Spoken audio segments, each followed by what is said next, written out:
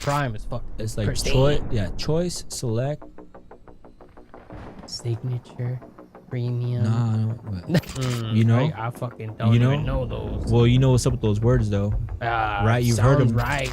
Like, yeah, I'll just do it with touch. Yeah. Like, there's a certain, if it's too squishy, you know, then it's not ready yet. There's a certain amount of squishy that's okay. Yeah. You know what I mean? Squishy right, yeah. squishy wrong. If you fucking touch it, not trying to toot my own horn or nothing, but like I've always overcome all the like culinary obstacles. Oh really? So you already have that list in the back of your head whenever something pops up saying, hey, I want vegan this, or I want paleo that, or whatever, you're like, I already got that. Yep. 75% Mexican, 25% Cuban.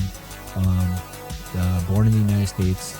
Cheers. Yeah, cheers, brother. Cheers.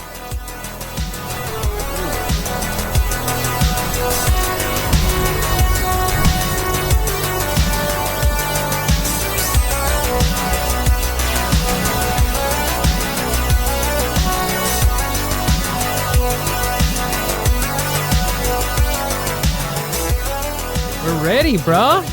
The Julian is on the show. Holy shit. Holy fuck. Yeah, we're rolling, bro. Oh, we've been rolling? Did you want me like shooting the... Yeah, we're gonna get you everything, bro. Oh, shit. How you doing, bro? Good. Shit, man. Crazy to be here, dude. Yeah? You think so? I was like, I'm trying to get everybody. Hey, shit. I mean, I've been, I hit up a lot of people, like I told you, and a lot of people are really hesitant about coming out. And I get it, you know, but dude, of course I'll have you on, man. I could see a few reasons why somebody would be like, I don't know, man. Well, one, there's like, you know, you don't want to mix germs. That's one. Yeah, I get then that. Two is like, you don't want to like accidentally burn yourself. Yeah. Just keep the mic real close to you, like about a fist away from your. Yeah, you can move it around like this. Like a fist? Like this much away from your mouth. That way we get good audio and you can hear yourself. And all right, yeah. Cool. You can move it around too. Like if it's not close enough or whatever. Is that cool? Moves it. Yeah, you're good. You're good as long as you can hear yourself. But dude, this is crazy, right? Like fucking, this is I mean, how long has it been? Like 110 days, 120 days? How many days has it been since the quarantine? I got back from a road trip like around March 15th, and then March 14th or March 13th is when I got the message like, oh, they shut down all the bars. And I was like jokingly, I was like, oh fuck, not the bars. but like really, I didn't give a fuck. Yeah.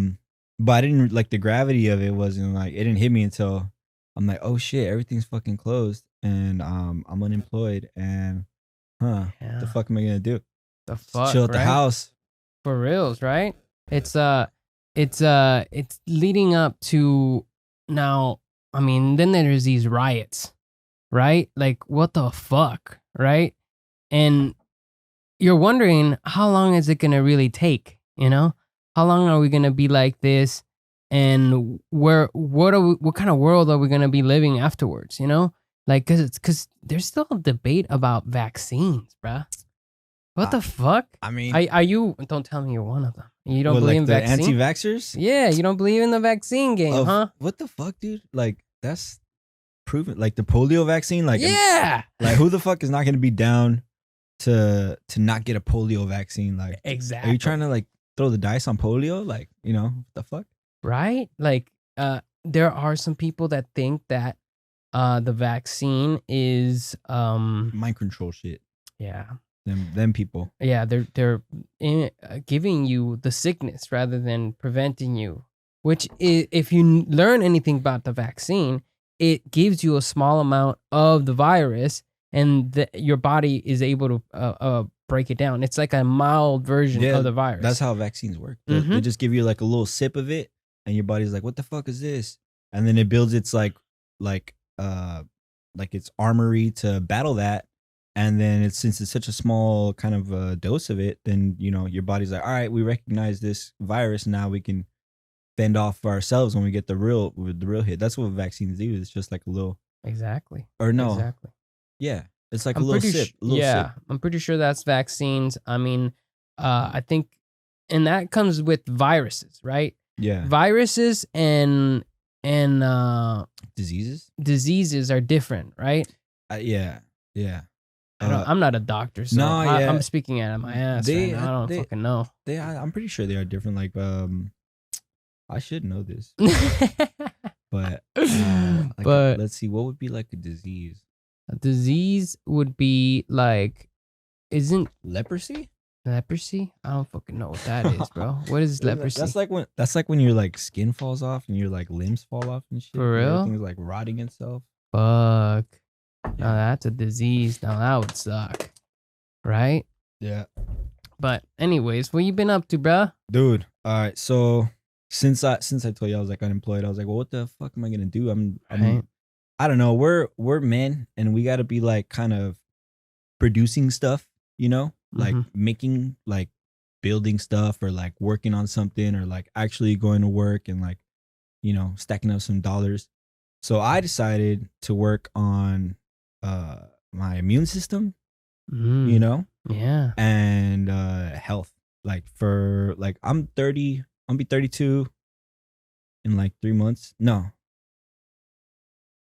Yeah, I'm gonna be 32. Dude, I've been saying. I was like, wait, what are you talking about? I've been saying I was 32. Dude, I just turned 30, bro. It feels weird. It feels fucking weird, bro. Well, okay, check this out. So I'm gonna be 32. You're already 30. Like, let's say you do want to have kids, you know? Oh, right. Like, that's the when's that gonna happen? You know? Yeah. Not next year, you know, probably not, unless like I don't know, some shit. I don't know. But not next year, maybe not even 2 years from now, maybe like maybe not even fucking 5 years from now. So I don't want to be like a 50-year-old dad with like his like 14-year-old daughter or son, whatever. And like I can't even like fucking throw a football or something like that, or like, yeah, I don't know, like what the fuck. Well, like that's where it comes, where fitness comes in, right? Like, so if we work on that shit right now, it'll set us up for that longevity later. Exactly. So like what we got to do right now is while our bodies are like still willing and able, you know, get those habits in, so that way you're not like freaking beer gut, you know, 37. Beer gut when you're 30, beer gut when you're 37 is two different things. Beer gut when you're 30 is manageable because you can make a few changes and you know, work out a little bit consistently, and then you'll start handling it.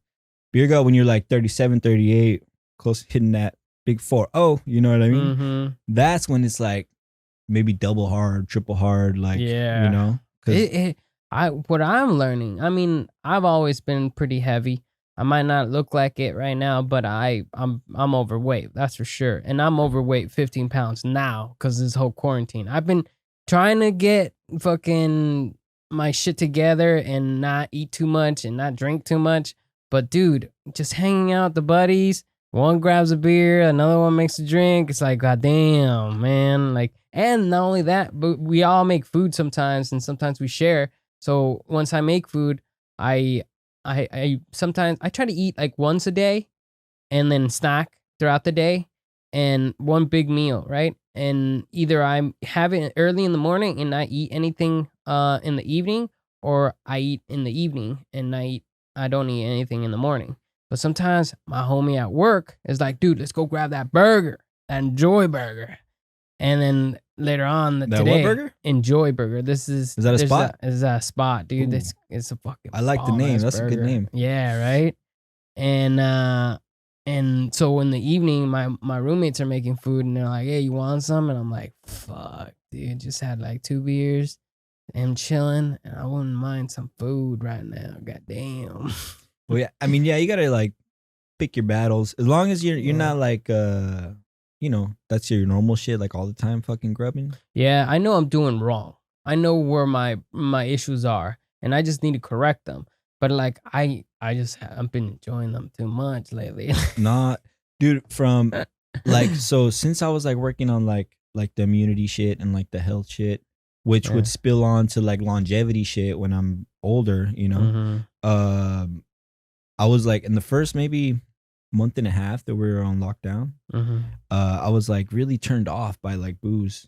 Like, I was like, cause I was like, well, what's the point of fucking getting drunk, and then, you know, you feel all weird and you're at your house with like your people that you live with, and then the next day you're like kind of, you know, not 100%.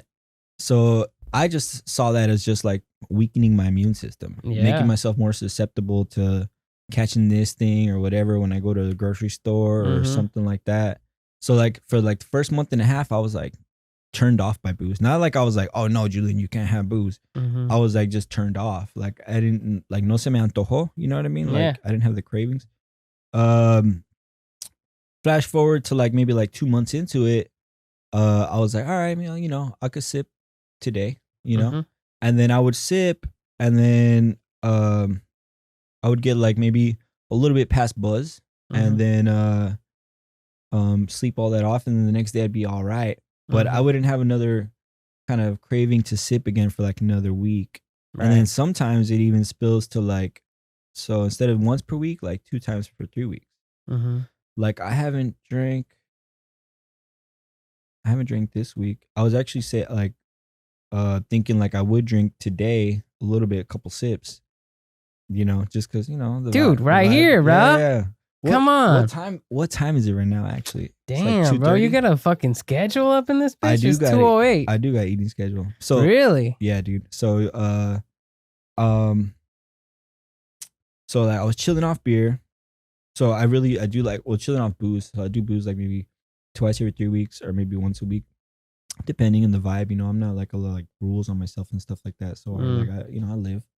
Um, but like I've also been like more adamant about my like intermittent fasting stuff. Yeah. You heard about that shit? You know Oh, about I that do shit? that shit all the time. I You know? do actual day fast, dude. I do like my longest fast has been 9 days. And that Really? shit's brutal, You hit a dude. 9 days? Yeah, 9-day complete fast, just water, dude. I heard and after coffee, black coffee. the fourth day it gets a little easier. After the third day, yeah. The fourth day is way easier. The first 3 days, fucking rough times, dude. I don't understand how I was able to do 9 days. Honestly, like it's kind of sketchy because there's different philosophies out there. You ever heard of the bulletproof coffee? What is that? Bulletproof coffee? Is that what that butter is? Butter, yes, yes. So they say that is keto friendly. And I'm hearing some other places, some other people talk about, no, that's not keto, bro. Like the logic is here is that you're transferring from using carbohydrates to fats. Proteins, you're using proteins all the time. You're rebuilding cells all the time. So proteins, it's a must. But carbohydrates are the true energy, and then fat is the secondary energy. And carbohydrates are a fast fat energy. Your body is able to process that quickly and give you energy right away. Versus fats that now you need to burn through all your carbohydrates to then get to the fats. And normally it takes about 3 days to burn through all your carbohydrates. Certain people burn through them faster than others, but that's basically the standard. There is this one book by, man, I fucking forgot his name, but it's basically the obesity book. It's called The Obesity, but I forget his name, but is this Asian dude. And he wrote this book about fasting cures a lot of issues. I mean, eating causes inflammation. Certain foods, not all foods, but like sugary yeah, shit. yeah. It's just natural reaction your body does when it breaks down certain foods, especially nowadays where everything's kind of basically processed like crazy, and it's hard to get away from things. And it's now even more difficult because everybody's being picked up, is picking up that organic, all natural, free range, you know, like real food. Yeah, exactly. And because you don't, they say it's organic doesn't mean it's completely organic. Because if you watch that one book, that one documentary with that one guy that did the McDonald's thing, I forget his Morgan name. Spurlock. Yes, Morgan Spurlock. Supersize Me. Yeah, Supersize Me. That's right. Yeah, shit was crazy. He made another one. Changed the game on fucking for real. Dude, the McDonald's took off their Supersize Me option because of that. Yeah, I bet. Dude, I forgot about that shit, dude. I know, dude. And I can't believe McDonald's is still in the game, even though that shit came out, dude, bro. They got fucking lines up the ass. For real. I drive out McDonald's, I'm like, what the fuck? How many down people are there out there? For real. Down / lazy / oh fuck it, maybe this one. You know, like dude, it's crazy. I mean, I don't do McDonald's. I'd much rather spend $20 at a sit down restaurant and have an actual meal than that quick bite that has all this processed shit. You ever grabbed like McDonald's fries or any fries for any fast food and just leave them out? They don't go bad. They don't go mold or nothing. Yeah. No mold, no nothing, dude. For weeks on end. Yeah. No, like, have you seen like they do like experiments and shit? Well, we left out of McDonald's. Oh, for yeah. fucking 3 months and nothing fucking happened to it. Dude, I saw somebody drop fries on the floor the other day.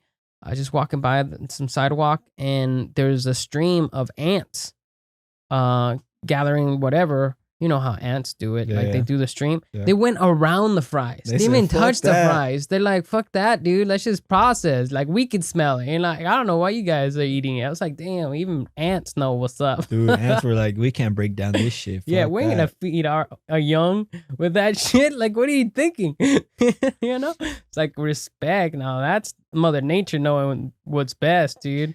I mean, that goes to like with the...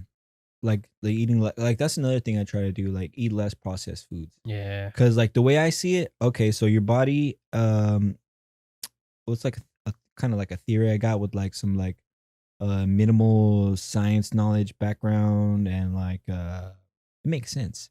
So like, all right, so like let's say you eat I don't know some food that has a lot of processes done on it. Mm-hmm. Versus something that you just like you just sauteed some spinach or something like that. Mm-hmm. Okay, so the food that has all the processes done to it, like when you eat it and you chew it and it goes inside you, your body's like, all right, let me start breaking this down. All right, what the fuck is this chemical? I don't know. I'll just put it on the side real quick. Or like, what the fuck, this preservative? I'll put that on the side real quick. I don't really recognize that. Oh, this like artificial dye. I don't know. Maybe I'll just put it right here real quick. And then you get down to it like, okay, wheat. Yeah, okay, I know what to do with that. Or like, oh yeah, this little simple thing. Oh, I know what to do with that. But then you have all these like little leftover processes where your body's like, oh, I didn't know how to unlock that. So I just kind of put it in the junk drawer, you know? And then that shit turns into like, I don't know, fucking cancer or something. Like, yeah, right? You know, and then compare it to like when you're just eating like a spinach with like garlic, you eat it and your body's like, oh, okay, spinach. For sure, okay, yeah, this part of the spinach has protein and like this is like cellulose and all this shit. All right, and the spinach breaks down and you don't have all this leftover shit. And like same thing with the garlic. So that's where I would say like less processed foods is like easier for your body to digest. On top of that, I read a book on enzyme nutrition, which is like basically the reason why the people do like raw food diet and shit like that. So like you have a certain amount of enzymes in your body, like it's a finite amount, like there's a certain amount. So if you eat raw food, you're taking in the enzymes from that raw food. And when you eat it, like let's go back to the spinach. Like if I eat some raw spinach, I'm also eating the enzymes that are in the spinach that'll help it decompose itself. So I'm using less of my own enzymes to break down that food. Instead of like when you cook it, you kill the enzymes at like, I think like 118 degrees or something like that. You cook it, the enzymes die. So then you eat that cooked spinach and you're using your own body's enzymes to help break it down. Yeah. So like you kind of have, it's like an enzyme bank that you can't, the only way you can make deposits into that enzyme bank is by eating raw foods. Yeah. So like I will incorporate raw stuff on purpose in my diet just for that. And then if you have more enzymes in your body to do other shit, one of them is like just longevity, normal body functions. You'll get like less wrinkles faster. Yeah. Like you know, it's like kind of like anti-aging stuff. Yeah, it is. I mean, there's I watched a little YouTube video that talked about that grilled vegetables versus steamed vegetables. And steamed vegetables had way more enzymes than the grilled vegetables. Apparently it also depends how long you grill it and how long you steam it too, you know, like you can over steam it and burn through all of it, and you know over grill it and burn through all of it. But if you just steam it just enough, you can still retain a lot of those enzymes, and it's good for you. Yeah, because it's water. It already has water in Well, it. it's about a temperature though. The It's about a temperature. I mean, compared to raw, it's always the best. I'm not saying raw is not as good as steaming it or grilling it. Raw is the best because that is all natural. The only thing is that you gotta water it. Nutritionally the best, but like flavor wise, like Fucking you know what I mean. Nasty, bro. Unless you dip it in ranch or some dressing and shit like. Yeah, you can do that. Shit, I done that shit. This for is me, bomb. like nutritionally speaking, like steamed and grilled is or even roasted is like kind of very similar to me because it's all cooked, it's all vegetables. You didn't kill the vitamins in there, you didn't kill the proteins, and that's all. You're still gonna take that in. But just flavored. Like for me, the flavors on a grill develop more when you're grilling vegetables. Yeah. When you're roasting vegetables, basically, think about it like this: when you roast, like, must be my favorite way to cook any vegetable. You know, chayote. Chayote. It's like a kind of like a potato zucchini that you can get like at the Mexican grocery stores or the Latino grocery stores. Yeah. And it's like green. It's kind of hard. It looks like a pear. It has like maybe it's a little prickly on the outside. Yeah. Chayote. Yeah. No, I can't remember, but so anyways. So basically any vegetable you just roast that shit. Normally, like my grandma would put it in soups and it'd always just be boiled. But I was like, well, I've never seen nobody fucking roast that shit before. Yeah. So I peeled it, cut it up, took out the seed, put it into wedges, and roasted that shit. That shit was bomb, dude. It was like, I bet, dude. It was like a roasted potato zucchini, like and like and it's filling, you know. Yeah. So when you roast vegetables, think about it like so you got like the vegetable, right? And when you're applying heat to it, you're taking out water, you know? So there's like, it's cooking. Drying it out. You know? So you're concentrating all the flavors that are inside there so that the zucchini tastes more zucchini-y or the carrot tastes more carrot-y. And then on top of that, if you do it at the right temperature of roasting, you get that little brown on the outside. And then that's like developing flavors on its own, you know? So like I'll roast anything. I'll roast cobs of corn, I roast broccoli, I roast cauliflower, I roasted kale. Like, dude, I do everything. I roast.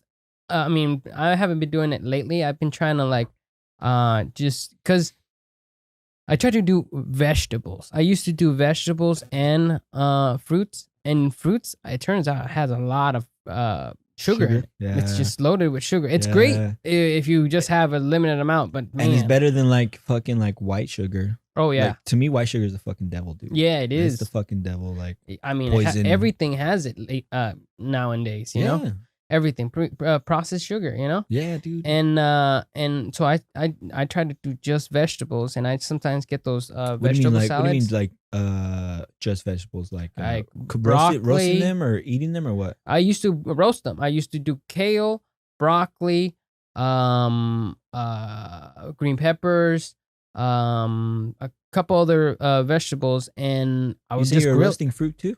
Huh? Not fruit, but I used to do fruit. I used to eat fruits and vegetables a lot, and then I got rid of the fruit game because the fruit game is a lot of freaking sugar, and I already eat enough sugar with all my other shit. I mean, I like my beer, you know. I already got plenty of sugar off of that. It's filled with carbohydrates, you know. It's terrible for you.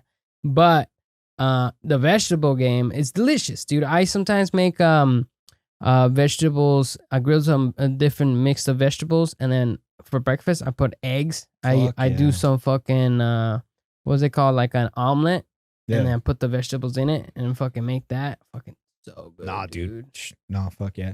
But the main shits I eat is like roasted vegetables and meat, just chunks of meat. Yeah, like, what do you do? Chicken or?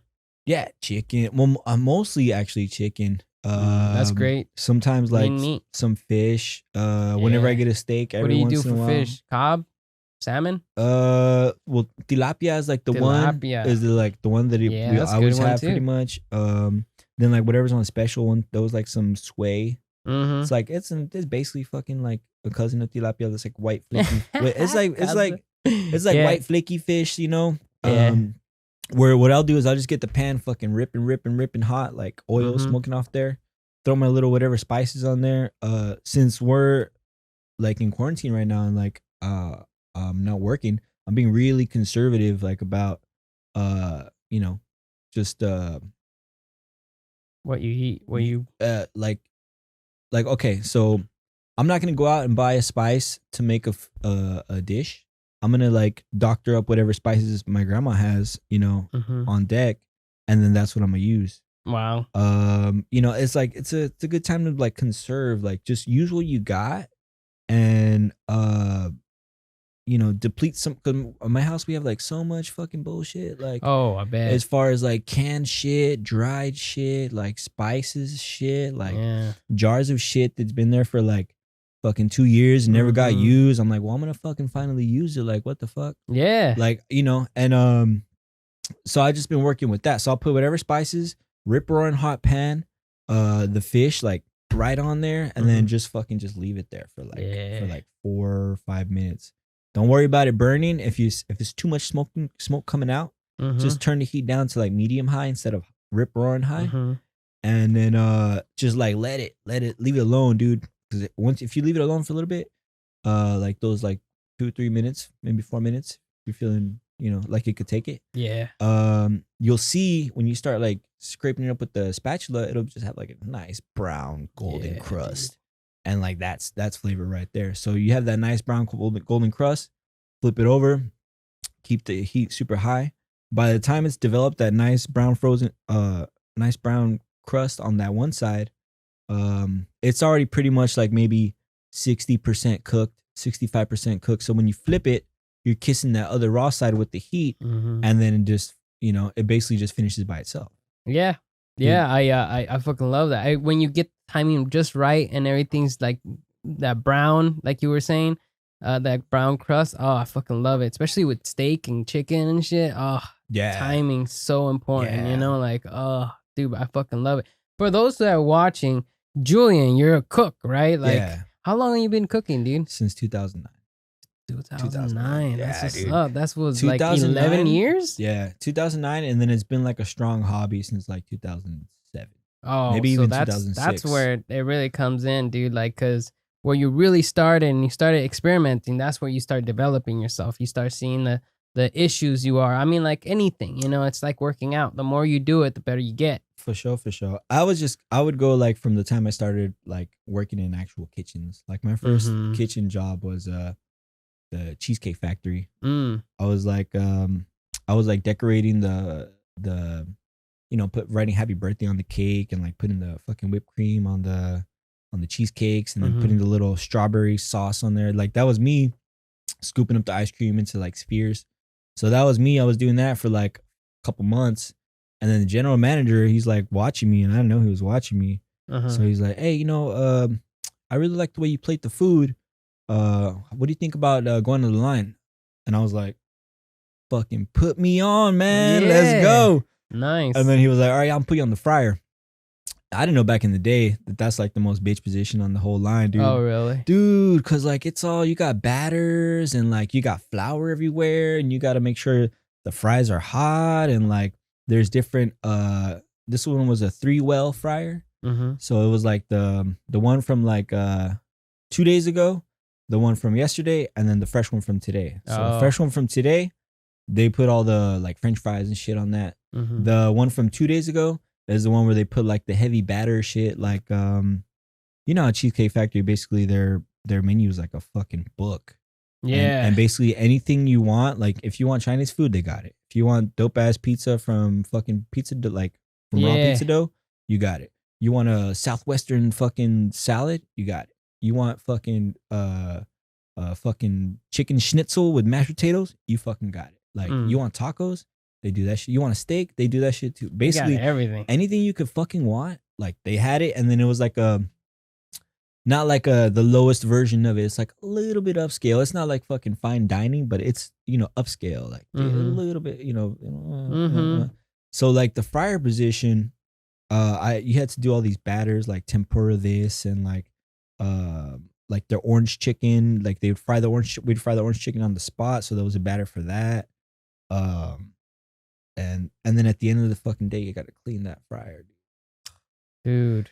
I got out of the hospitality game of like servers and cooks and all that. My first job actually was at Peter Piper Pizza, bro. Oh, I like that. I like that alliteration, dude. Yeah. I worked. I was 18. I needed a job. I stopped working with my mom. My mom does house cleaning, and I was working with her for like since I was 12 and 13. You know, like I was on that Yeah. that house cleaning assistant hustle too. Like yeah, dude, my grandma she would pay me. Oh, that's what's up. She used to clean houses. The shitty part about that is that my mom was like, I ain't gonna pay you, but whatever you need, let me know. Which is like, I get to decide if you have that or not. Damn. You know what I mean? Well, which is, I didn't really have a choice. I want to help my mom. How old were you when you started? Like 12, like, you know, real young. And that was just like, like getting stuff out and cleaning the windows and vacuuming and shit. I would say by 12, I was able to pull my own weight, and because like she's had me going since I was like 5, 6, 7, 8. Yeah. And I remember one time she told me this story that like she was like, "Oh, can you clean that window?" And then I like cleaned the window or whatever, and then like fucking flash forward like 20 minutes later, I see her cleaning the window again, and I'm like, "Oh, well, I already cleaned that window. You don't gotta worry about it." And she's like, "Oh, you did? Oh, sorry, mijo. Okay." But really, it's because I did a shitty job, and she had to do it again. So like I was like, all right, you know. So I didn't start pulling my own weight till like when she didn't have to redo my shit, like probably until I was like 12, and then she was like. Then she started paying me like hourly instead of like, just like $5 for the day. Yeah, dude. Privilege. But I don't want to interrupt the. No. Well, like what I was saying about that is my first job was Peter Piper Pizza, and I was the fry. I was frying all the chicken. You worked the line before? I didn't even know that it was called that. Well, the line, I guess. Depending on the setup, how big the restaurant is, how many different sections there are. You know, the whole thing is the line. Yeah. If your line is just like a flat top, a fryer, and then on the other side it's maybe some little cold stuff. Yeah. To like, you know, plate like a little salad or something, and then a long cutting board. That's a line. It's a small line. It's not like the Cheesecake Factory. And on a Friday night, there'd be like 23 guys on the line. And right. That shit was like nine stations long, dude. Like, but they're all a line. Just you know, just depending on the establishment. Yeah, well, I don't know what kind of position Peter Piper Pizza would have, but it's like Chuck E. Cheese's. So where like they set up the pizzas, the real line I guess was all the way over here where the oven is, and in the back of the oven that's where the fryer was, and that's where I was. And it's real basic. It's like either you want hot barbecue or mild, you know. And I would just do however much wings they wanted and throw it on the fryer and do that. But at first I was just like the cleaner, and I was washing dishes and shit, and then I graduated from that and they gave me that, which is super simple. I like that one. They had me doing the grill too. I mean, not the grill, the oven, cooking the pieces in the oven. Right. But I like them nice and brown, that golden brown, that pizza, golden brown. And where did you say Peter Piper Peter Pizza? Piper Pizza. So that's back in Arizona. I'm from Arizona. I don't know if you know that. I remember, yeah. So, and I would make them that. I saw them as that's done. That's a good pizza, right? You had your standards. I had my standards, but my supervisor was like, "Hey, you're overcooking these. This is not the Peter Piper Pizza standards." Yeah, Mario. And I think she didn't care that it was done or looked good, because it did look good, and I don't think she acknowledged that. But what she was more concerned about was that it was taking extra long, because you had to cook it, give it another few spins for it to get that golden brown. And she thought the quicker we get them out, the better it is. And I'm like, it looks like shit when it's barely cooked. The better it is for the profit. Yeah. Margins. Yeah, I guess. And if their standard is like, but if the guest doesn't like it, floppy, it's bullshit. You know? Well, do they complain? No, because they don't know what good pizza looks like. If you only deliver the standard of what they need. Yeah, dude. It's bullshit. I mean, anytime I was working the oven, dude, maybe if it was Mario's Magical Magnificent Pizza Restaurant, then okay, you could be like, all right, we do toasty pizzas over here. But since Peter Piper was like, no, he didn't really give a fuck. You can send out these like white pizzas still. Yeah, basically. And white. the people are used to it. Like, my fucking pizza. And everything. Yeah, where I was going with that was that as soon as she saw that I kept having difficulties trying to get them out quicker rather than have them cook right, she's like, "Nah, bro, you can't fucking be doing no more. Fucking put you on on the fryer because you seem to figure that out pretty good. And I was like, yeah. And I had the fryer. Well, the fryer actually will give you some nice golden brown in like a short amount of time. I would do golden brown on the fryer too. And dude, fucking delicious wings, bruh. And she wouldn't check on me on that because most often the wings get done faster than the pizza because the line needs to go through the line, especially the more toppings, the more. Yeah, man. You know, for sure that makes sense. And so she didn't check up on me. She's like, whatever, you do you on that. And dude, they fucking love my wings, bruh. Like shit. Dude, you can't fucking like talk shit about a crispy wing. Yeah. Maybe like wings, if you want to be like a. I was my fattest when I was working there, dude. My fattest. I was like 215 pounds. Well, dude, bro. the fryer's right there, and you're like, you get. Oh, let me just. They didn't come in. Quick, like man. it was like, or like oh, they don't want this no more. I'm like, yeah, I was like, not gonna I'll waste take it. care of that. There was a supervisor that was like, hey, no, you can't have that. Throw it away. And she would toss it straight in the dumpster. You're like, you're the demon of this world. You're the scum of this world because that is perfectly fine food. It is, and dude. you're throwing it away, you know? She needs to give it to the homeless guy that's around the corner in the alley, you know? Like, come on. I mean, the only thing about that is, like, I mean, of course, that's fucking horrible to throw away perfectly nice food that's, like, you know, able to be eaten. Mm-hmm. But they got the idea of, like, all right, what if this fool fucks up on purpose so he could be snacking? You know what I mean? Because there are those, like, shady, shifty people out there that would be doing that. You know, I'm not saying that that'd be your move. But like there are those, you know. I agree with that, but sometimes that's my only defense for them. I don't agree with it. That's my only defense for them. But the only time, more often than not, it's the order wasn't as specific as they wanted, or the order was they called it in, they didn't show up. Oh, so it's those. It's like the takeout. Damn, so it'd be a full ass plate with it's like just all ready to go, Fuck. dude. Yeah, but like or like someone who has nothing to gain from it would be the dishwasher, right? You'd be like, all right, shoot this to the dishwasher. You know, he's not the one who fucking fucked it up. He's not gonna be conniving and like scheming to like for me to overcook shit or cook shit too long or something like that. So he has nothing to gain. You know, you're like fucking just slide it over to him. Like for real, come on, shit, dude. I was so heavy back then, bro, because it's all bread, dude. It's all carbs, you know, and shit turns to fat, and you're fucking. Well, how old were you back then? Fucking 18, bro. Dude, that's the time to be eating bullshit. You know what I mean? That was so fat, dude. Like I've been all my life, I've been heavy. You know, it's just that Mexican meals, you know. And my mom would always tell me, actually, she wouldn't tell me to eat all my food. I would eat all my food because my sister would always get like yelled at because she never eats all her food, and she was always skinny until now. She's a little heavy now, but. Because my mom liked me so much, because I ate all my food, I thought that was the right thing. I thought that all food was culture, dude. Created equal, and that was fucking wrong. Nah, dude, I know.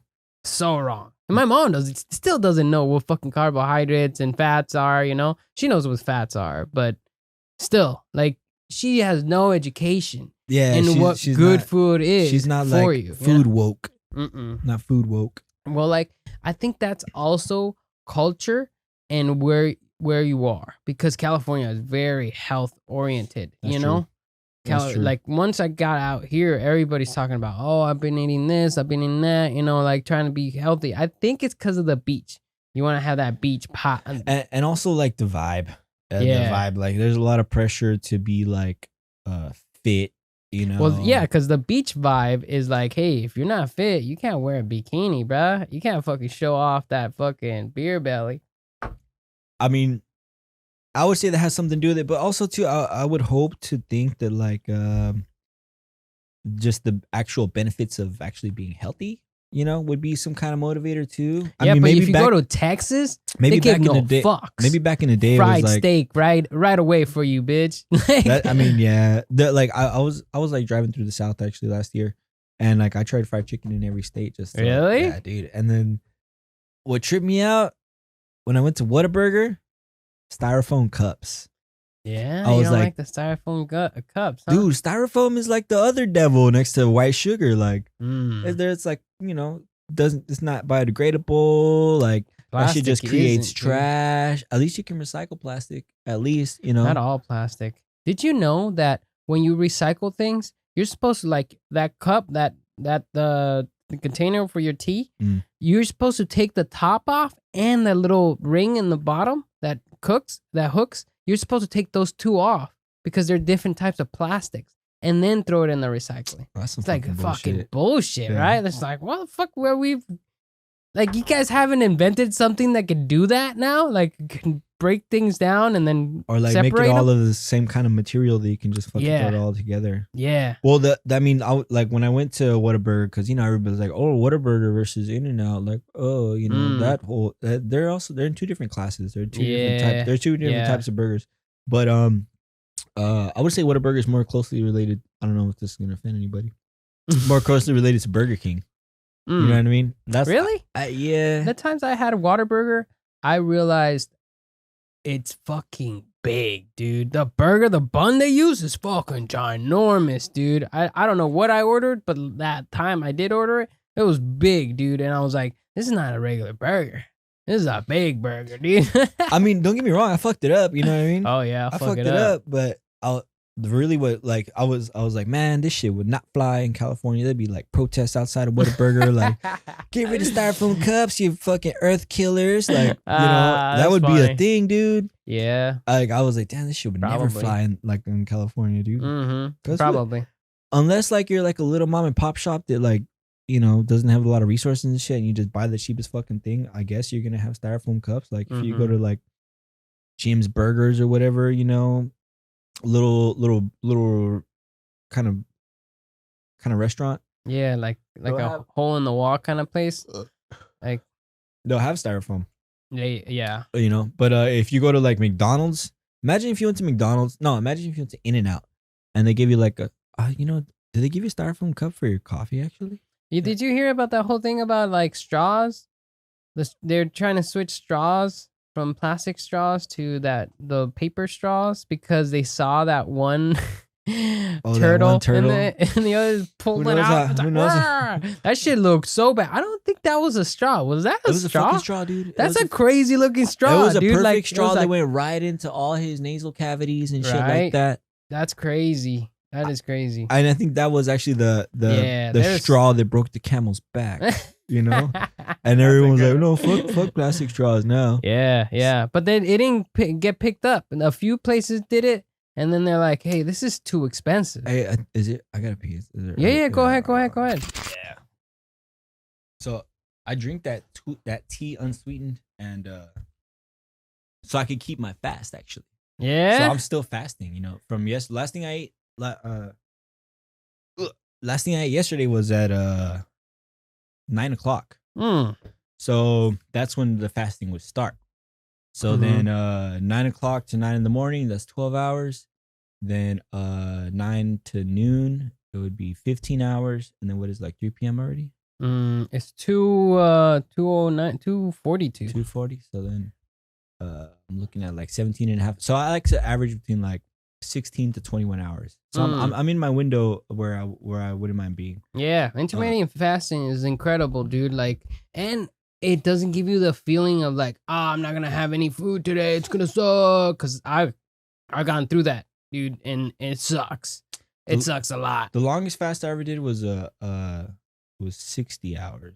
It was 60 hours. almost. It was like 12 hours short of 3 days. You know. Yeah. But every week I'll do at least one 24-hour fast.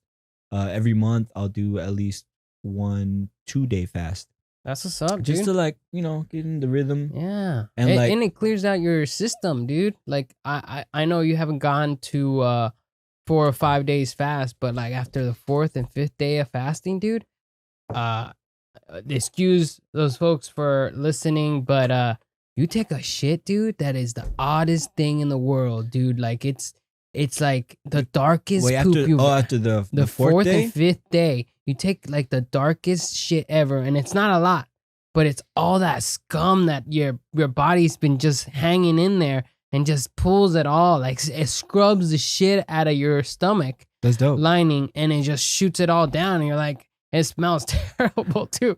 And But like you afterwards, you're like, oh shit, that felt awesome. Like I'm glad I got that out of me. You know, like it really cleans out your shit, and it's amazing how I always thought you needed food. It's amazing we don't need food for so long. You know what I mean? Like, Did you know this show Alone? alone. It's like one of the, all right. It's one of those survival shows, where they Naked like and Alone that's Naked and Afraid. and Afraid. That's right. And that I don't know. I think it's only for like a week or 3 weeks or something like that, or maybe 1 week. I think something like that. It's a show. I never watched it, but so this show Alone, was a crave. they get 10 survival experts. They find some kind of like buttfuck nowhere in like the Arctic Circle close to Canada, or like they did Patagonia. They did what is that? Where was Genghis Khan from? Where They did a Mongolia. And they did like a mountainy Western Canada. So these really remote areas, they plop people, 10 people there. They give you 10 items that you can take. There's kind of like primitive tools. Like you can take some paracord. You can take like a tarp. You can take a bow, but it can't be a compound bow. It can only be a recurve bow.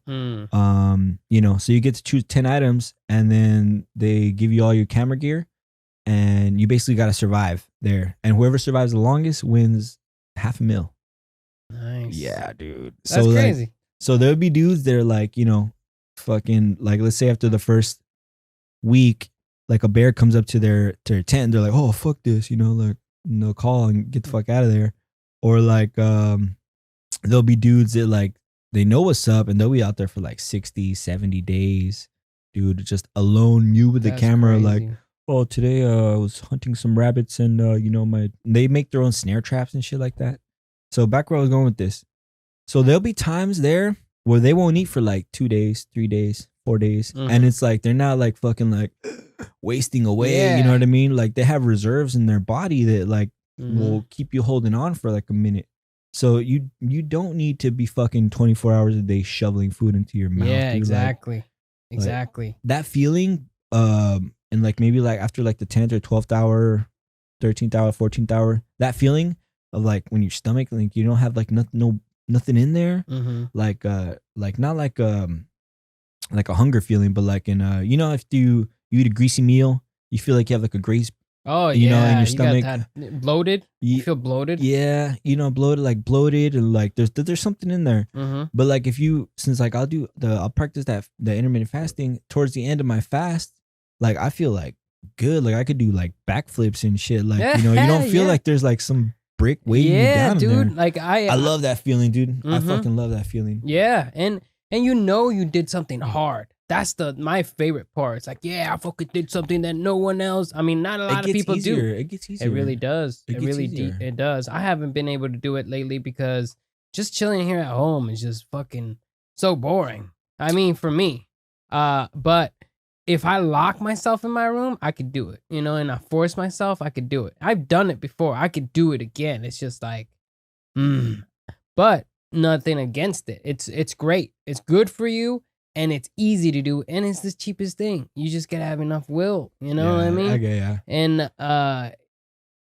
it's amazing that I honestly thought you couldn't go that long. That's how we were raised, dude. That's how we were raised. We were raised in our like cultures. that. If you got a little rumbling on your stomach, that's bad. You should not be feeling that. Like especially our fucking culture. Here's some bread. Yeah, that's what I'm saying. Like here's some bread. Like Hispanic people, like you go to your grandma's house. She's like, did you eat today? Did you not eat today? Yeah, Here's some food. Just eat the food. You're like dude. Constantly. Like there's not gonna be a time where your family's not gonna want to feed you in some way. No, for sure. Yeah, and usually it's terrible food. It's delicious, no doubt. I mean, but terrible. What?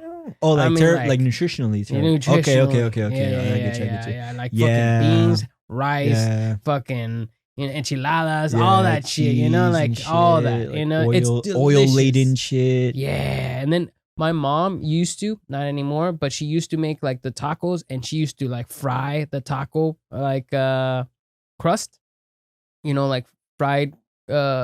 Tostadas. She used to. Are you talking about like tacos dorados? Like dorados, yeah. Like when you get a tortilla, you give it a little dip in the oil, you put the meat in there, and then you fry it, and then it's like it's kind of like the OG, crunchy crunchy shell. Taquitos, right? What taquitos are like, I was, and then you roll them up. Yeah. Yeah. But like she fried them basically, and no, that's all those are fat, bomb. dude. Those are bomb. Yeah, no, yeah. It's terrible and for then you. The fat, it stays inside. Soaks in there, yeah, dude. And then she would do cheese ones too, and that's all fried too. It's fucking terrible, but delicious. Oh my god, so fucking good, dude. No, I know what's up. Yeah, dude. But trying to be healthy, they made it They put some fuckery in there, dude. Like they made everything terrible and all the healthy stuff just not that great. You know what I mean? There's some like, healthy. are you talking about are you talking about like if let's say back in the day your mom would make some like I don't know, steamed broccoli, you know, and then that was like what she you would saw put as butter healthy on food? top. My mom was butter so fiend, yeah. fucking good, dude. I would do that sometimes, you know, and fucking make some broccoli, steamed broccoli, put butter on top. Goddamn. I mean, I can't deny I can't deny the yumminess of that shit. Like, I when I first moved out here, I tried to do the vegetarian. I did it for 6 months, dude. I lost some weight and it was healthy, but not a fun time. Very limited on what I can do. I can't eat, and I can't go out with my friends and really have a big meal or go to a restaurant and stuff. But it was good, and I liked that I did it, but it was just not sustainable for me. it depends how you do it. 'Cause Yeah. you could be vegetarian and then fucking eating cheese bread, you know, for the whole Yeah. time you're vegetarian. Or you could be vegetarian and then eating like lentils and like you know, avocado and like you know, nice veggies. You Mhm. know what I mean? Yeah, like fucking cheese on everything. Like there's ways to Yeah, do it, you know dude. what I mean? Well, like it's terrible for you if you do that way, you know, like cheese and stuff. Like, fucking pasta. My brother, dude, tried to do the whole vegan thing, and he was just eating pasta all the time. It's like, dude, I'm glad you're doing this, and it can be healthy, but you're doing it the wrong way. You're not losing. If you're not seeing Well, the thing is, scale go a down, lot of pasta has egg in it, so it's not vegan. does it? Yeah. I didn't know that. Yeah. I wonder if he knew that. I think he wasn't even paying attention. He was like, "Oh, it's not meat, you know. Doesn't have any cheese on it, but it's good, you know." Like Well, a lot of people don't even fucking look at the ingredients. Dude. They're like, Yeah. "Oh, it's pasta. It's not meat. It's good." Yeah. You know? No, I know what's up with that. They're like different cultures. Like I had this chef homie who was from, he was from Louisiana, but lived in Houston. And he was like, yeah, in Houston, we were like, oh yeah, we got the chicken, the beef, and the salmon. You know, chicken and beef for everybody else, the salmon for the vegetarians. Mm-hmm. Like that was like, he basically, it wasn't exactly Right. like that, but that was like the mindset. And it kind of put it into perspective for me. I was like, all right, so like, And that's not even vegetarian. That's pescatarian. yeah, right? fuck no, it's not fucking vegetarian, dude. That's animal flesh, like Yeah. muscle tissue. Like that Yeah. is pescatarian would be that. Mm-hmm. But yeah, but he was basically like that was the vibe. That was the vibe that they had over there in Houston. Mm-hmm. Chef Jade, shout out Chef Jade. That was him. Mm-hmm. The vibe they had in Houston versus the vibe over here, where like this was when I was working at the W Hotel. I was like a sous chef there / their banquet chef. Mm-hmm. So and it's right in the middle of Hollywood, like on Hollywood and Vine. So you know you got all the fucking, oh, I don't eat this and I don't eat that, and you know, is it grain free? Is it gluten free? Mhm. You know, is it paleo? Like you know, I don't eat eggs. Like, you know, Very all this, particular. all this shit. Like I'm allergic to fucking peanut oil and soybeans and fucking eggs and dairy. GMO. Yeah.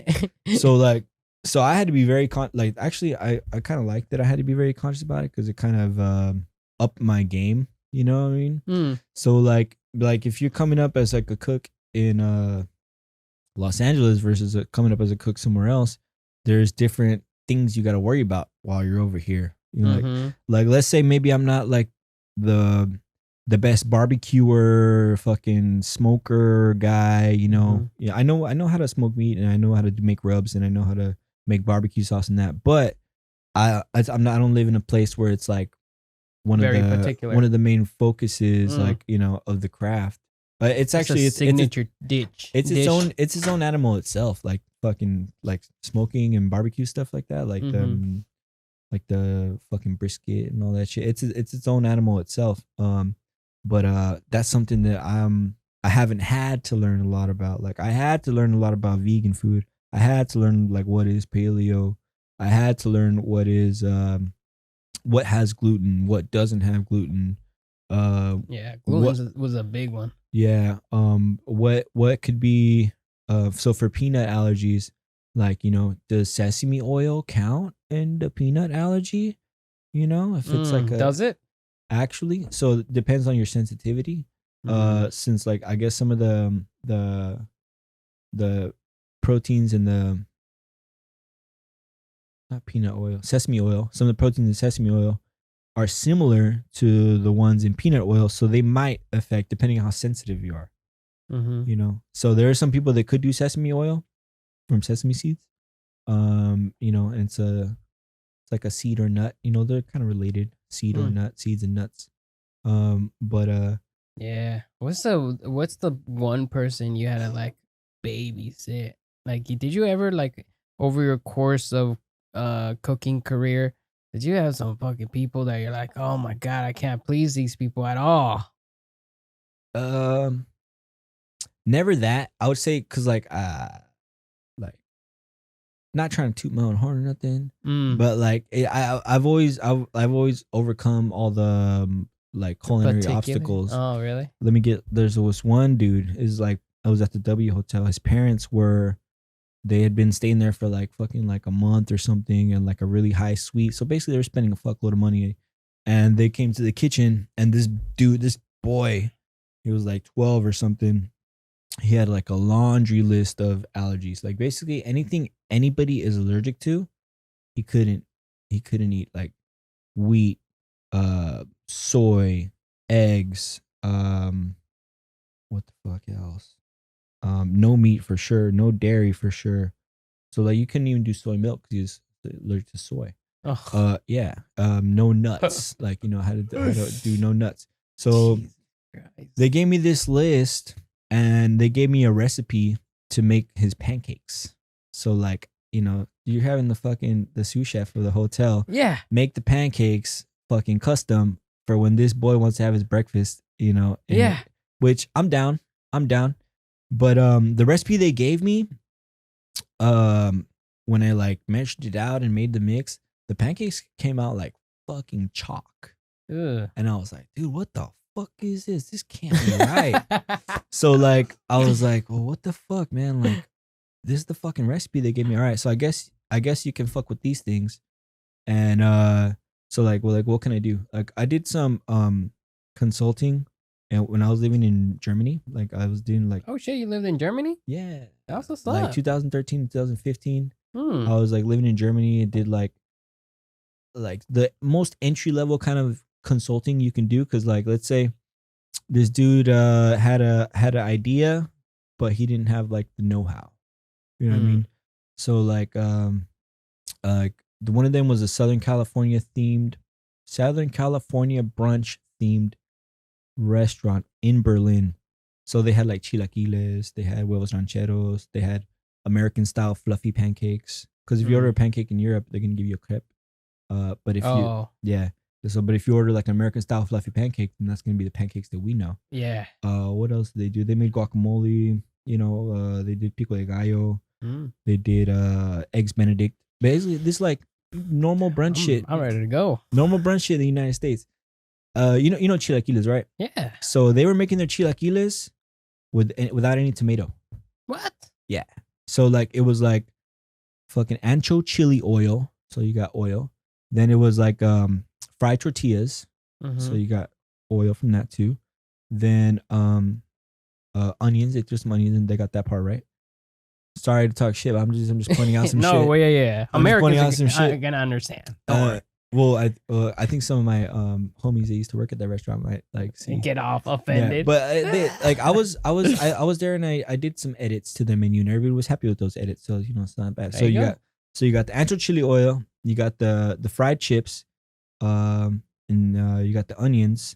So then you also had like a fucking handful of cheddar cheese that they just threw in there.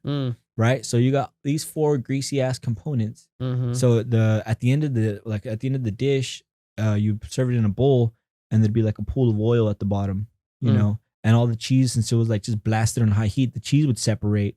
So you'd get some of the cheese oil separating from it, and you get more oil at the bottom. And then they throw a fried egg on it, and I think like fucking like sour cream, pico de gallo, and avocado and guacamole. Yeah. Which the pico de gallo recipe wasn't that bad. I just kind of simplified it. The guac recipe wasn't that bad. I just kind of simplified it. Like I don't know, they were putting garlic oil in the guacamole, and like I'm like thinking like, why are you gonna add a fat to a fat? You know what I mean?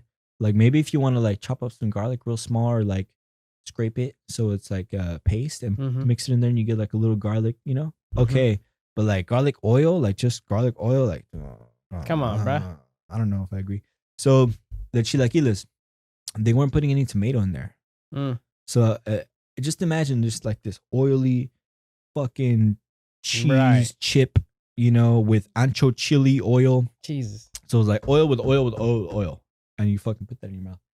So when I put when I was like, hey, check this out, like tomato, right? Yeah, they were like, what the fuck?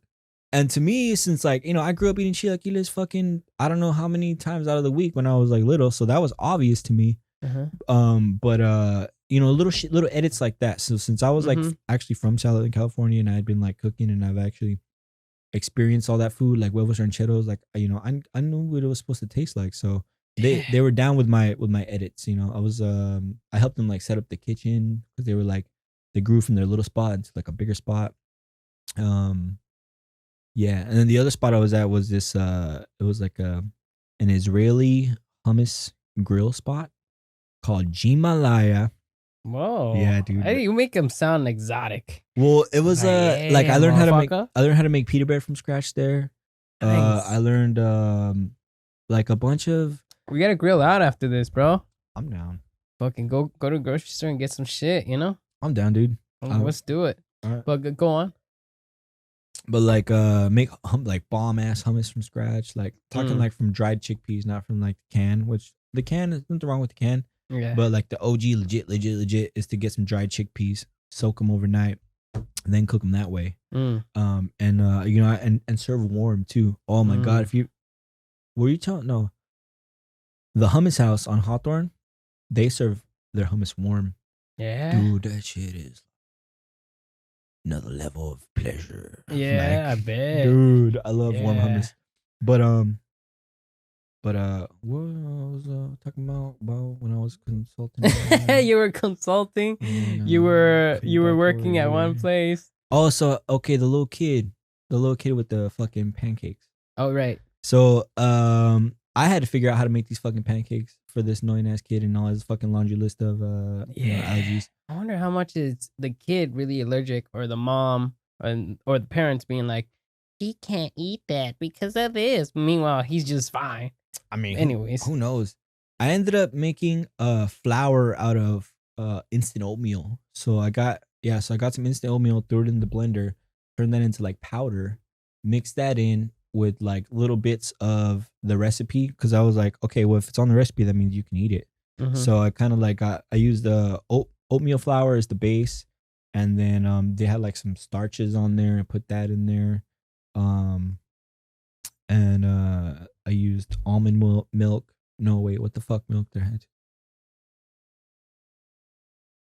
Maybe I just used water, because I want to say he was allergic to nuts too, and I couldn't use almond milk either. Yeah, so I had to use water, and you know, just hooked it up, got a nice consistency, fucking, and I had to like do like tests and trials and shit, because you know I'm making it on the spot, so. And I wasn't working the mornings that he was there. I had to make it the night before and have it for the cook, special labeled. Hey, this is those fucking custom pancakes for that one kid. He ended up coming back 3 mornings in a row, fucking trying to get in the same pancakes. Fucking first batch, he murdered it. He ate all the batter that I made. Then the second day, I was like, all right, you wanna eat it up? I'll make double. Fucking made double the batter. He fucking murdered all those. And the next day I was like, oh, fuck this, dude. I did quadruple. He didn't murder the quadruple, but he did do some work on it. And yeah, so he was close. That shit made me feel tight. Where I was like, motherfucker, take that. Yeah, eat that shit, bitch. Like choke on it. but I mean, it was cool. It was cool. I was glad like I got presented with that challenge, and I was able to come through. Yeah, you know what I mean? You overcame, motherfucker. Shit like that, and that's from all the years that I was in this kitchen where like I had to figure out how to do this and this, and I just fucking mixed this knowledge with this knowledge with this knowledge with this knowledge and applied it to that. And then the little kid got to eat his fucking pancakes in the morning. Like, I mean, my bosses were happy. It gave me some like fucking like gold stars, like. So it was nice. You're like, a general now. I was like, not really, but I was like, fuck it, like if I can do it, I can do it. Like, otherwise, I guess the last resort would have given him his fucking chalk pancakes from the original recipe that he gave me, but I was like, I can't fucking give this out, dude. Let me try to figure something out. So. I was like, made some oatmeal flour. There you go. Shaboom. You got that. And so is that the hardest kid or like the adversity you overcame? I would say that was one of the weirdest ones. Yeah. Yeah. The weirdest ones. Another one I had to do vegan chocolate chip cookies. Jesus, what the fuck? It's actually not as crazy as it sounds. Change out the eggs for I made this. It's called like a flaxseed egg. You know what flax seeds are? Yeah. Okay, so you get like maybe like 2 tablespoons or like let's say quarter cup flax seeds, with maybe like half cup of water, and you throw it in the blender, like a buff blender, like if you got like a Ninja or like a NutriBullet or something like that. Vitamix for me. Vitamix is the last blender anybody will ever need. Yeah. In your Michelin rated, like I've seen them in Michelin rated restaurants, like 2-star Michelin restaurants, they're using Vitamixes. And I've seen it in little mom and pop Mediterranean shop. They're using Vitamixes. That's what's up. Like I've seen raw food shops that specialize in like vegan and raw shit, and they got Vitamixes. So Vitamix is like the industry standard, and that if you get a Vitamix, that'll be the last fucking blender you ever need. On top of that, if you buy it for your house, you can turn granulated sugar into powdered sugar. You can turn oatmeal into oat flour. You can turn rice into rice flour. Like this is a buff ass blender, 2 horsepower motor inside of a fucking blender. Nice. Yeah. So vegan chocolate chip cookies. Thank you. Yeah. we go from conversation to conversation. It's fine. It's fine. So, I like it. So you get the flax seeds in the water, blast it in a blender like that, and then just kind of like explodes into like this like gum. Really? Yeah, and that's your egg substitute. So egg substitute there, butter, coconut oil is the substitute for that. Not bad. And then just order some vegan chocolate chips, because normal chocolate chips have like some kind of percentage of milk fat sometimes. Yeah, some percentage. But you can order some that are vegan, vegan chocolate chips, and I use those in there. What the fuck else was weird about that?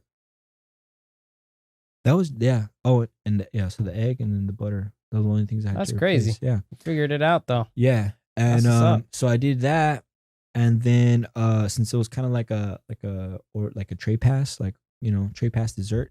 So I got these little pipettes. You know what a pipette is? You know a pipette? No, at all. So not at all. But I'm pretending like I do. It's all good. Pipette is basically like a little when babies, when they got that little that baster to take the boogers out the baby's nose. Yeah. That thing. Yeah. So it's just imagine like a little smaller version of that with like like let's say maybe it's like the size of my pinky. And then it has like a little tube sticking out of it. So I would it was actually me and Jade came up with this thing, Chef Jade. Pipette some almond milk get some almond milk into that pipette, and then you stick the pipette inside of the cookies were like that big. So you put inside there, so that when you eat that cookie, you squeeze in the almond milk, and it's like vegan milk and cookies. Dude, that shit was fire. I was like fucking tripping some people out, dude. They were like, "This vegan? What the fuck? Oh my god, you came over this shit." dude, that shit was nice. That shit was bomb, dude. Yeah, like, yeah. And I was just fucking around, like I was playing with just different ingredients and seeing what I could substitute for what. Mm-hmm. You know, vegan cookies. That was one. That's some creative shit, dude. I don't know what the fuck I would have made. Here's another fucking dope one that was even like kind of like, it was like when I was at the Irwin actually. Really? Yeah. So so she wanted a gluten-free steak sauce. So that sometimes steak sauces or gravies will have flour in it for like thickening. Mm. So like on the spot, they asked me like, "Oh, can you do a steak sauce or a gravy?" I'm not sure which one it was, but without flour. And I was like, and looking around the kitchen, I'm like, because it was on the spot, and I see like in the corner we had some gluten-free waffle batter mix. Oh shit. So I was like, all right, that's gonna be my thickening agent. So I fucking go got that. Yeah. I start doing the sauce like how I would do a normal one. Instead of using all-purpose flour, I use the gluten-free waffle mix. Yeah. And that shit worked, dude. That shit worked. Like, you know, like on the spot, you gotta like think about shit like that. Like, fucking, you should get a raise because of that, man. Like, yeah.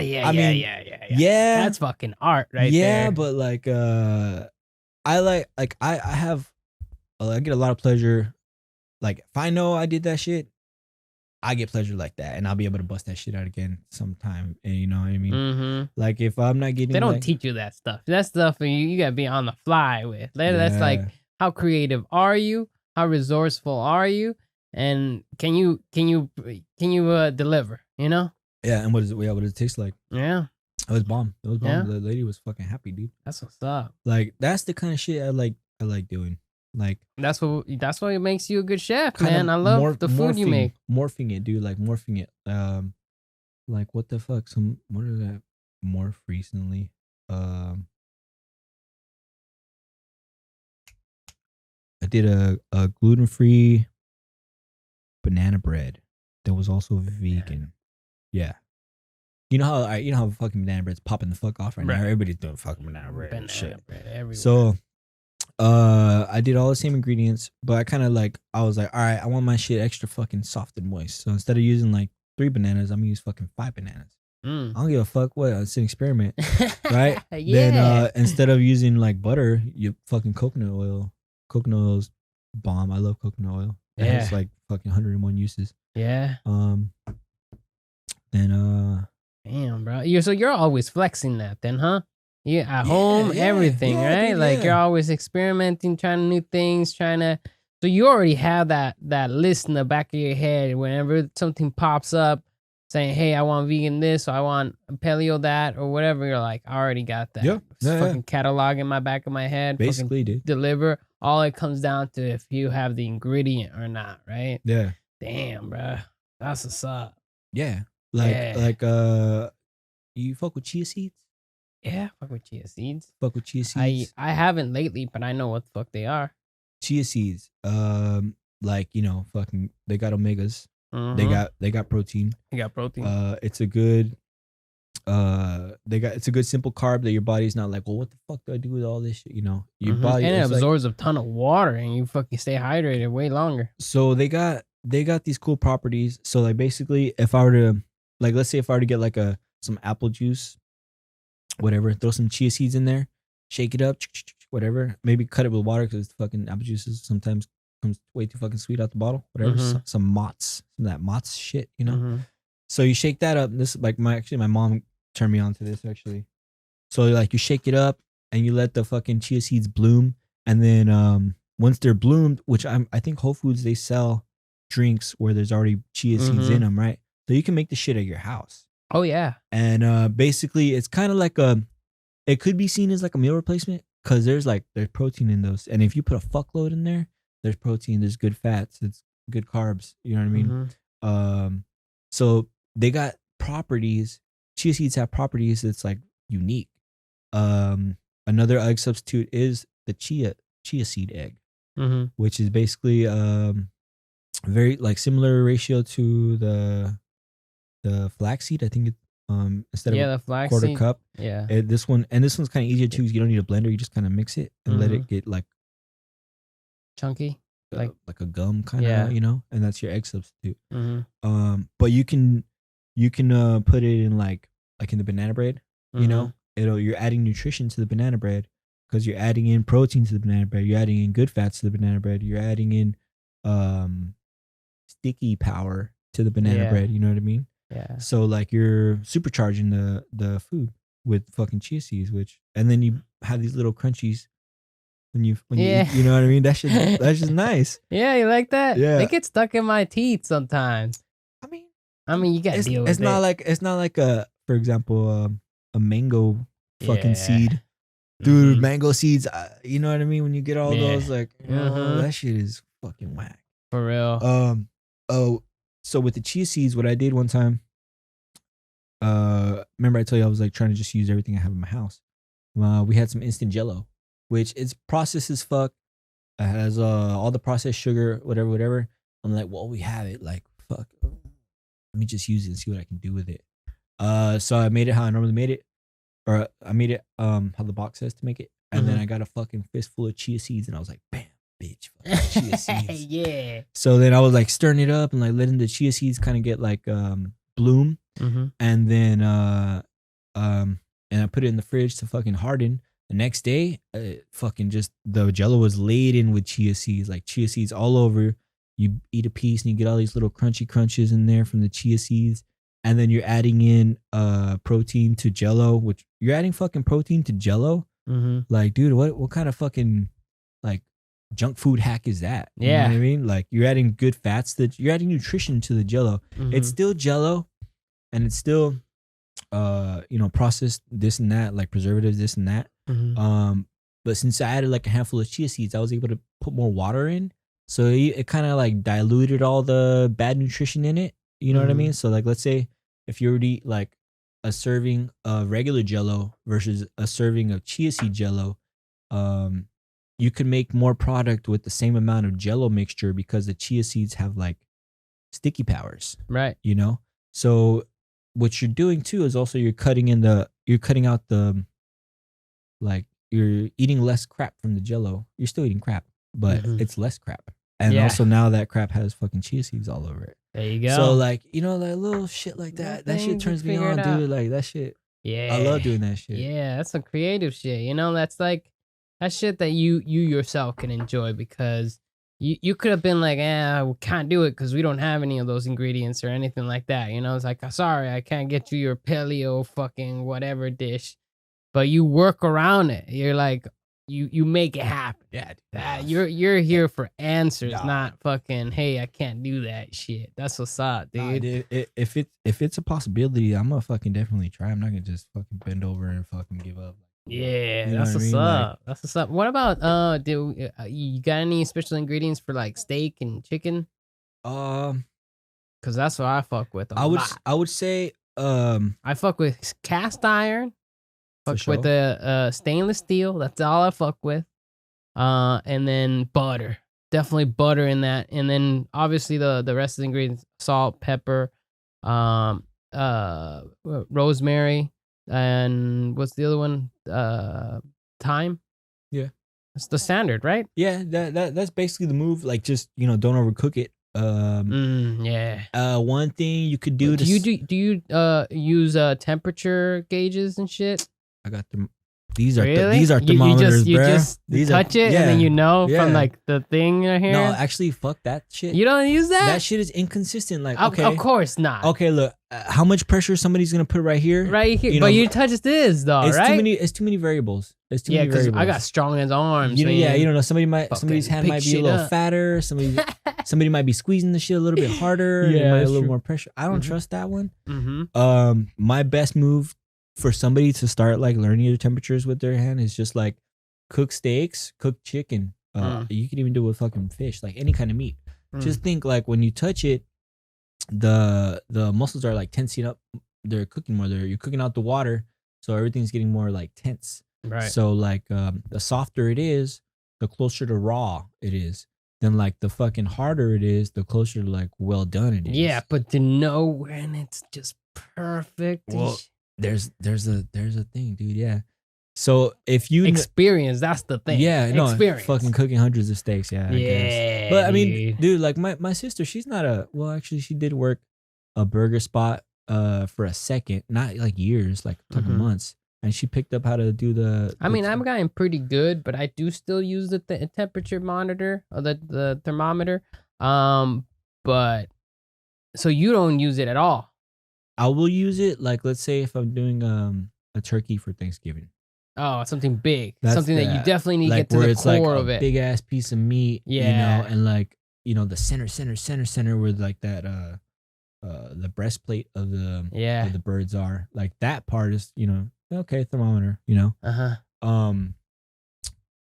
But if we're talking about like steaks, chunks of chicken breast, thick pieces of fish, like yeah, I'll just do it with the touch. Yeah. Like, there's a certain, if it's too squishy, you know, then it's not ready yet. There's a certain amount of squishy that's okay. Yeah, you know what I mean? Squishy, like, right? Yeah. Squishy wrong. If you fucking touch it and that shit feels like like the thin part of a chicken breast when it's cooked all the way. If your steak feels like that, you fucked up. You know what I mean? Right. You know, you want to like what I would say, keep temping it how you're temping it, and then just like for your own thing, just okay. Then what's the temperature? The right temperature for steak? I heard it was 130. Medium rare. Officially, it's like say like 132 to 135, 135 max. 130 is, you know, I wouldn't, you know, I wouldn't be mad at 130. Depending on where the meat is coming from, depending on what cut of meat it is, depending on the class of meat it is, that'll decide how rare I'm down to have it. Like if it's a good quality meat, like, you know, fucking like a prime, you know. Shit. You know the different. Sometimes you can't even fuck up a prime, dude. You'd be stupid as fuck if you fuck up a prime. You know, like like the levels. Yeah. So no, like, not all of them, but like, I know prime is fucking. It's like pristine. choice, select, signature, premium. No, nah, I'm not sure if select is first. No, yeah, choice, select, or maybe select and choice. But prime is when it starts getting real. So then you got prime, then you got Angus, then you got like American Wagyu, then you got Wagyu, then you got Kobe. You know, I fucking don't even know those. Well, you know what's up with those words though, right? You've heard them, right? You've heard them before. Well, like the highest one is probably like Japanese Kobe beef, where basically like, is it those thin ones? Nah, it's like so basically they raise the cows to like certain like they have like a high fat diet, like don't quote me on this, but like they fucking like massage them and give them sake, and they're like fucking ultra free range, and there's some like called like olive Wagyu, where like, I don't know, I guess they feed them olives only or some shit. I don't know. But basically from their diet, you know what marbling is on a steak? No. So like when you look at a steak and it has like little white lines. Oh yeah. You know, that's the fat. Yeah. So there's like that's the good shit. That's the good fat, but there's also bad fat. It's like connective tissue and like the chewy white, shit. Yeah. I fucking hate that. So that's bad fat. If you get like a legit ass piece of Kobe beef or whatever, it'll have like only the good fat on there, like the little white streaks in there. Yeah, I follow a couple channels on Instagram. They fucking post the pictures of that. You know shit. What's up? Yeah. So something like that, fucking give it to me as raw as you can fucking serve it. Like just quick little hot ass sear on all directions. Six sides. I say a steak has 6 sides. Really? Top, bottom, front, back, side. Right. Like a cube. You know, if you're being legit, of course you can just do the 2, but like, you know, come on, you're basic. Fucking real people do the 6 sides on a steak. But so that I would eat fucking like pretty much raw. Just kiss the outside to kill whatever thing is just on the immediate outer parts of that. And then just fucking give me that shit, you know, like that. If I'm like going to like, I don't know, Denny's, and I'm getting like a steak and eggs, you know, maybe medium rare might be kind of a risky move, you know, like, you know. True. So like go to shoot me that medium, just cause like I don't know how long that fucking steak. I don't know what the standards are. No. Like, you know, the skill level of whoever's in there. Do they their give a fuck level? Like, do they give a fuck? Like Denny's? don't trust Denny's. You know, like unless you know that fucking chef back there, don't trust Denny's, dude. One time I went to Denny's just because I wouldn't go to Denny's and order a rare steak. No way, no. Unless you're trying to be blasting later. I wouldn't even order a steak. Like I wouldn't have anything else almost. One time I went. I mean, but that hangover though, like, and there's nothing else open, and you're in buttfuck nowhere, and there's Denny's there, and then you get like some eggs and potatoes and steak. That shit, dude, fire ass hangover combo. If I'm high and drunk, I'm all about it. I think it would still be my second choice versus like a food truck. Food trucks are if you know the food truck, it depends on the certain food trucks. You're right. I'm down food trucks because they'll be cheaper and they got tacos. You're right. No. I fuck with tacos. I fuck with tacos too, dude. Yeah. You're totally right about that. Yeah. You're totally right about that. Denny's could be fuckery, dude. Yeah. I've had some Denny's and I'll be like, never going back there again. Nah, yeah, dude. Nah. Yeah. It's danger. They should come with a freaking. I always forget to look at that here in California. They have a standard of a grade classing, right? A, B, and C. Uh-huh. You see a fucking B on that fucker, get the fuck out. I mean, A all the way. If you want to risk it, go in there. You know what I mean? Yeah. A C? Oh, that I don't know how that place is open. No, you know? for sure. Fuck that, you know? And they got to put it out there so everybody sees it. You know? One time I went to my ex like pho a lot, and we were going to this one place, and it was good. I liked it, you know? From one day to the other, it was an A, and then it went to a B grade. And I was like, what the fuck? We've been eating cockroaches this whole time. That's how do you go from an A to a B, homie? That is sus. That's not right. That's sus. And it's funny because she noticed it, and she was a big fan of it. I liked it. It was not my go-to, but she wanted to go. I'm down, whatever. And we roll up to it. We park, and she's like, look. It's a B now. It's like, holy shit. You guys still ate there? No, we took off. We went to another spot. There's other places. You have to go to the same place all the time. But normally you could tell, like, especially like food trucks, like if their shit is like fucking all run down and like fucking old and like how they present things, it goes to show how much they give a fuck. Yeah. And based off how much they give a fuck, which would be like that'll normally be a rep like not like a full representation, but like it'll give you an idea of like how they handle their food in the back. Like, you know, is the shit fresh? Did they put the right seasonings on it and stuff?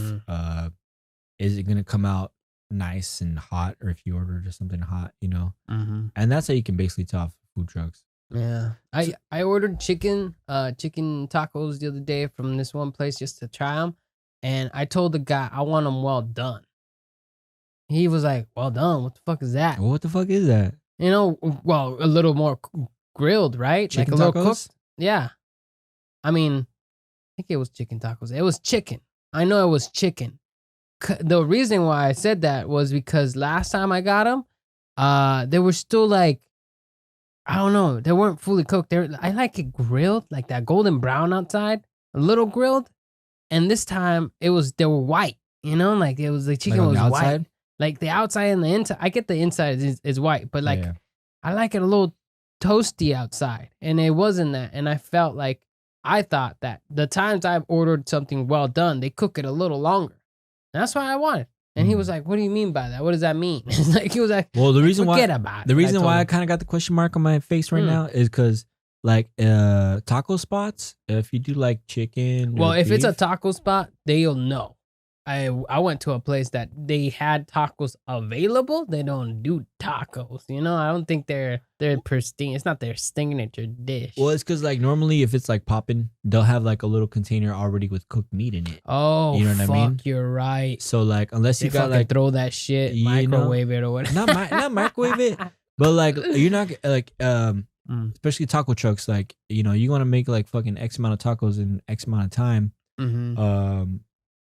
And you know you don't want to take up all this space on your grill doing raw chicken all the fucking time. So you will pre-cook some chicken, like not saying that it was like cooked the day before. You know, not necessarily. I guess like depending on the standards of the place, it could be cooked the day before, and they just reheated it and then put it in that thing, or they just did a big ass batch at the beginning of the shift, chopped it up, put it in the container, fucking served it for the next 2.5 hours. You know, and that shit's already well done. Yeah. You know what I mean? You're right. You're right. I don't know. I had it and I was like, I don't think this shit's fully cooked, homie. Whatever long you've been cooking this shit, cook it longer. That's all I It was could have been asking. like the cut. Like sometimes, like dark meat, like thigh meat and drumstick meat. Mm. It'll be cooked all the way, but it'll be like a little chewier than some people like. Mm. Like, you know, it'll be cooked, but it won't have the same mouthfeel as like a fucking, you know, longer cooked piece of meat, but it's still cooked. Actually, I had to taste with my grandma. Yeah, I'll be cooking some stuff like to To the right. the right there. doneness, Yeah. and then she'll be calling my shit raw. What? And I'm like, she's not like malicious or like, hey, why you give me this raw shit? Like, yeah. fucking Gordon Ramsay my ass and shit. But like she'll be like, oh, you know, Mijo, can you cook mine a little bit longer? I'm like, all right, fine, that's cool. You know, you like it. Like, I guess like you your food don't like overcooked. it Like, right. That's fine. No, preference. I'm not hating on nobody for preferences. Yeah. Like I'm you know, I'm not gonna stop being your friend if you order your steaks. Like if you order your steaks medium well, Right. I'm gonna like discredit your food judgment, you know. Yeah. But like I'm not gonna stop being your friend, like for sure, I guess, you know. So yeah, so there is a certain doneness on the meats where it might seem like maybe it's undercooked, you know. But if it's all it has to do is hit that temperature, you know, 165, and if it's being right for chicken, right? Yeah, and if it's being held in a warming container, that's just being warmed up by steam, and the steam is like gonna be 200 degrees or so. So you're gonna be way past that 165. Yeah. Actually, if you hold chicken breast inside of a steamer for too long, you're gonna need some water with that taco because you'll be choking. You know what I mean? Right. It's gonna be dry as fuck. Right. Or like fucking slathered with salsa. You know, which that'll work too. That'll work too. You're right. I'll fucking slather my shit in salsa. You know. Right. But it depends like on the personal preferences of people. Oh yeah. I mean, like, what is your favorite dish to cook? You know, is it meat? Was your meat favorite? I hate to break it down. I hate to beat like fucking. All right, if we're talking breakfast, give me a nice seared chicken breast with like maybe like 3 or 4 poached eggs, and then some like roasted potatoes, Damn. and then throw some like raw avocado and tomato slices with like raw cilantro too. Like that'll be like that'll be my most bomb perfect breakfast. Right. You know? Most bomb perfect dinner. Let's say I guess depending on like what part of the world I'm trying to vibe with. Let's say if I want to go like Mediterranean. You know, it'll be like some grilled meat, grilled steak, grilled chicken, with some hummus. Hummus is one of those like power foods. You got the chickpeas, which that has protein, has good fats, legumes, they're beans. They're like beans. Then you're throwing in the tahini, which is like sesame seed paste. So all the nutrition that's from sesame seeds is ground up into a paste and put inside the hummus. So you got also again good fats, proteins, and tahini sometimes is raw. Like you can get raw tahini, and it has, you know, all the enzymes still in there too. So you know you're getting your enzyme nutrition. So you got the beans, you got the tahini, and then after that it's just like flavor stuff. I love my shit extra acidic, so I'll put like a fuckload of lemon or lime, whatever I got. For me, lemon and lime are interchangeable for me. I don't give a fuck what anybody says. And then cumin is the other ingredient that goes in there, and then you just finish it with some olive oil. So that's like warm hummus, fucking like that. Some grilled meat. Then like the raw component would be a salad, but like not like a leafy salad, but like a diced vegetable kind of raw salad. Damn. Cucumber, bell pepper, onion, tomato, cilantro, parsley, salt and pepper, fucking plenty of lemon juice. Mix that all up. So you got like this kind of like it's like a lemon and oil dressed salad with like chunks of raw vegetables, like tomato, cucumber, mostly the main flavors you get in there. Then like cilantro, like fucking cilantro fiend, man. Oh, Like, fuck yeah, dude. I oh, know on my photographer friend, he doesn't like the smell of cilantro or like cilantro. I'm like, what the fuck? so recently one of my homies, she's actually she started as like a server. She's kind of like jack of all trades actually. She's pretty dope. I knew her when she was a server. Then she got into like fucking like bodybuilding. Yeah, dude. And What? she like was She got legit jacked? with it, like gold, fucking all definition, just like Yeah. flat, flat, right? And she was all about it. Then when she was done with that, then she fucking started working in the kitchen. And got into the culinary game. And I saw she learned really fast.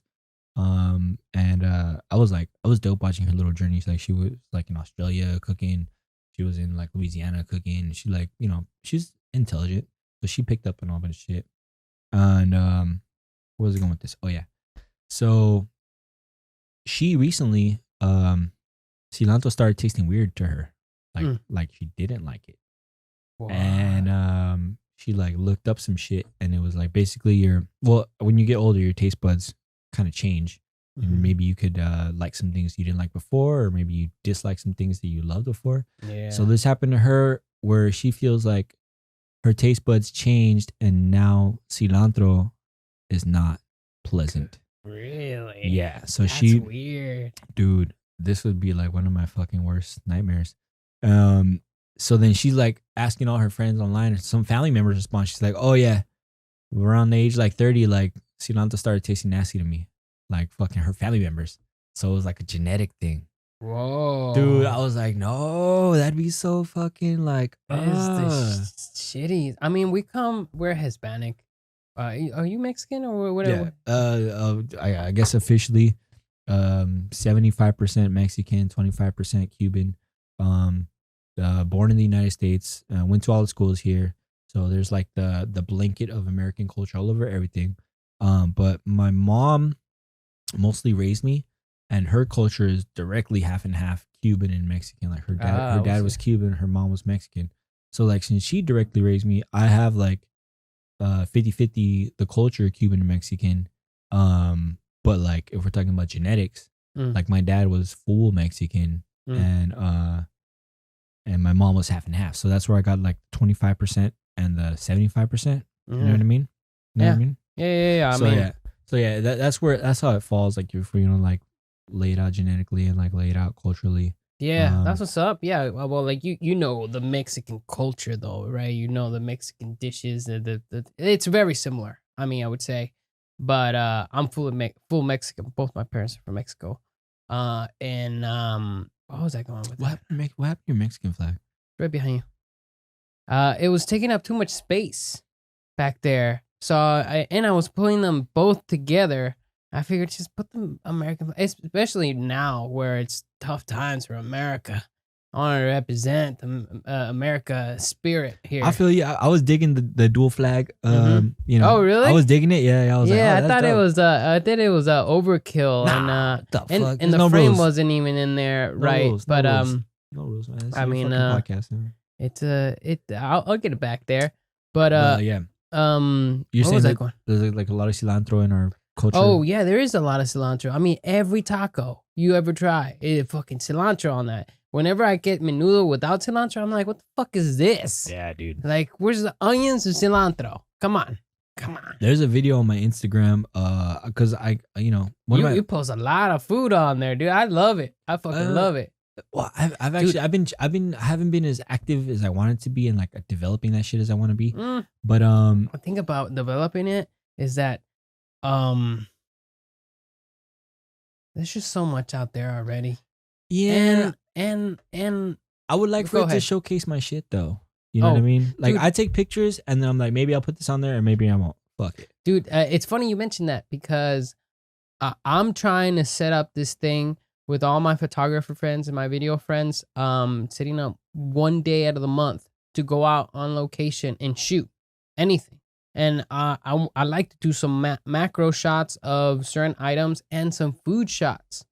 What do you mean macro shots of certain items? What does that mean? Oh, well, that's a photography term. That's not my game. What does that mean? Yeah. So macro shots is close-ups, very close-ups of certain items. You ever seen pictures where like the foreground is in focus and everything else is blurry in the background? That's a macro shot, basically. Okay. So a real close-up shots of items, and then food shots, which is basically close-up shots along with like backgrounds and some background full shots of everything. Basically like a all around flexing of all our skills. And I love to have you cooking, and we could take pictures of you cooking and you delivering and showing a plate of your own dish or whatever, and we could give you the photos that we take, and then you can make a portfolio out of that. Because I think the major element that Instagram that you need to understand about Instagram, or I guess just pictures itself, is lighting. If you don't got good lighting, you're people are not gonna get popped by it. Yeah. Like the food might look delicious. Did you see any fucked up lighting on my shit a little bit? Maybe. If you didn't put any lights specifically for lighting, you're not gonna have the best lighting. I mean, yeah, I am like somewhat mindful of that, but not like militant. Like, there's the ones that I just like took it on the spot. I wasn't planning. I get it. I mean, when but lighting, yeah, you're 100% right about that. Yes. So like we're gonna, like, as you could see right here, we got plenty of lights and plenty of different stuff that we can set so that we can make your shit pop. All we need is you making it. Like that way we have a subject to shoot and a product to show. And you can have them and you can put it on your Instagram and share them there and build up your portfolio. I'm sure your experience would speak for itself, but at least you got something to show. My resume is pretty fucking legit, actually. Yeah, I'm sure. When it comes to cooking, yeah. But are you proposing to me right now? Well, I haven't set up the dates. I haven't hit up my friends, but that's what I'm slowly developing to. I need to go. Count me in for sure. For sure. Like, sweet. Awesome. I love like doing little exhibitionary shit. Like, fuck yeah, dude. Especially now that we're just all not working and we could be doing cool shit on the side. You know what I mean? Because honestly, I feel like my portfolio hasn't. I had a portfolio and then I lost all the pictures because I lent my hard drive to a friend and then he lost it, or he told me he was gonna get back to me and he never did. And one of my other hard drives where I had the backup on got destroyed. I lost. I don't know what the fuck happened to it. It was really important. Yeah, it's really tragic because had all my pictures in it, all the shit. And all I said was like, I lost it. That's fine. I'll make a new one, a better one, because all the pictures I took in the past have been shit compared to now. But I want to build it back up. And I like to have cool shit to shoot. And I mean, I'm trying to get more and more people involved. That way we have more access to different things. And you're a cook. We can set up shots for food and stuff. And that would be fucking dope. Part of the, like, during my career, some shit that I've had to do was like, make food to be in like a blog article or like the website to advertise for the restaurant. Everything has to be fucking perfect. And I have like some experience with like the chefs, like they've taught me like little tricks and shit. And I think.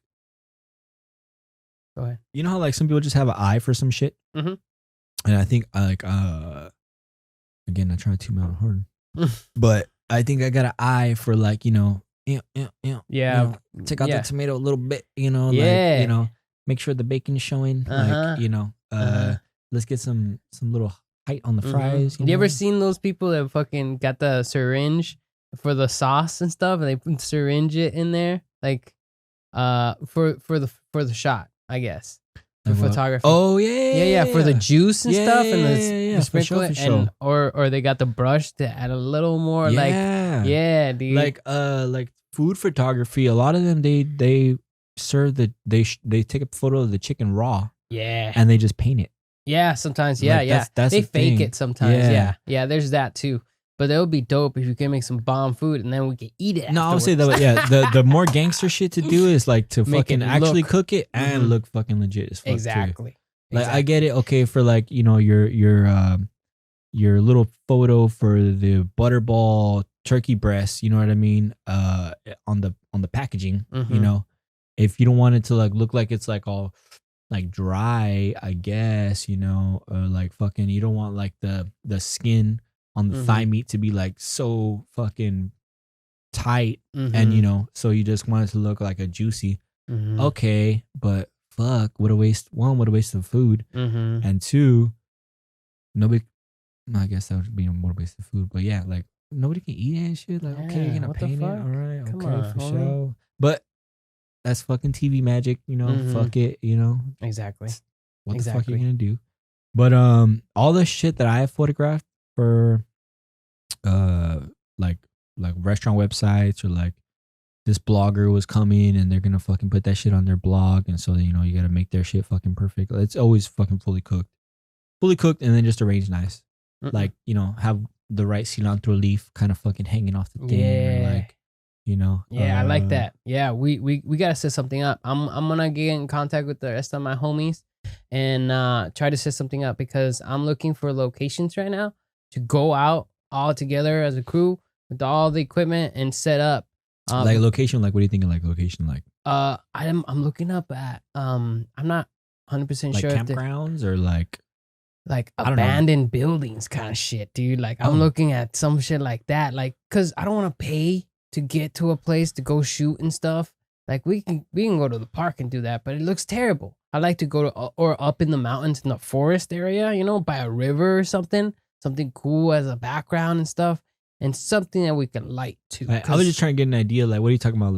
Like something like kind of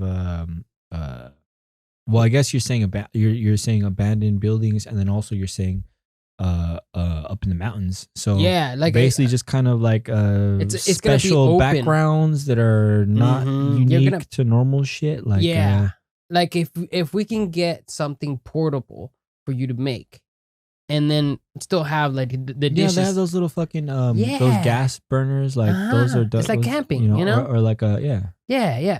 We'll bring a table. We got several tables here. Set that up for you. You get this to be doing your thing. We're gonna probably be taking pictures around you and stuff, and shooting stuff on location. We might even use you as an actor for certain parts, you know, just because we need a body in there.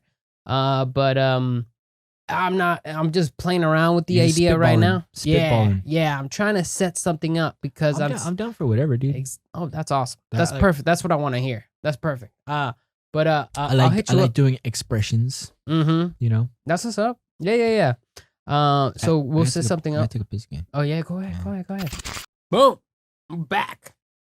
But yeah, man. Do a little cheers. Yeah, cheers, brother. Cheers. Shall.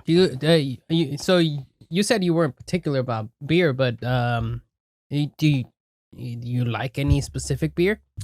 I don't like IPAs. You don't like IPAs, huh? God damn. What is that called? Unpopular opinion? Really? I will okay, if you offer me IPA and there's nothing else, I'm not gonna be rude and I'll drink an IPA. You know, if you like IPAs and we're splitting a 12-pack, okay, I'll drink some IPAs. But like if a 12-pack? God damn, 6 beers? You ain't a pussy. That's what you're trying to say. You know? Back in my real drinking days, like I would get a 12-pack for myself, dude. Yeah. IPAs? No. For yourself. Regular. I've never been. What would you buy then? Depends on the mood. Probably some kind of wheat beer. Wheat beer? Some kind of unfiltered wheat beer, like a Hef. A Hef? A Hefeweizen, you know, I like those. I told you I was living in Germany for 2 years, so I got a decent beer palate. Like it's not like fucking like legit, but you know, I can taste the differences between like unfiltered wheat beer versus like a filtered beer versus a lager versus like I can't tell you the difference between a lager and an ale. I'm not gonna lie. But I could tell you the difference between a Hefeweizen and a lager. You know what I mean? and then so at first it'd be like unfiltered wheat beers, and then probably like brown ales after that. Which actually, this Oh shit, you got one.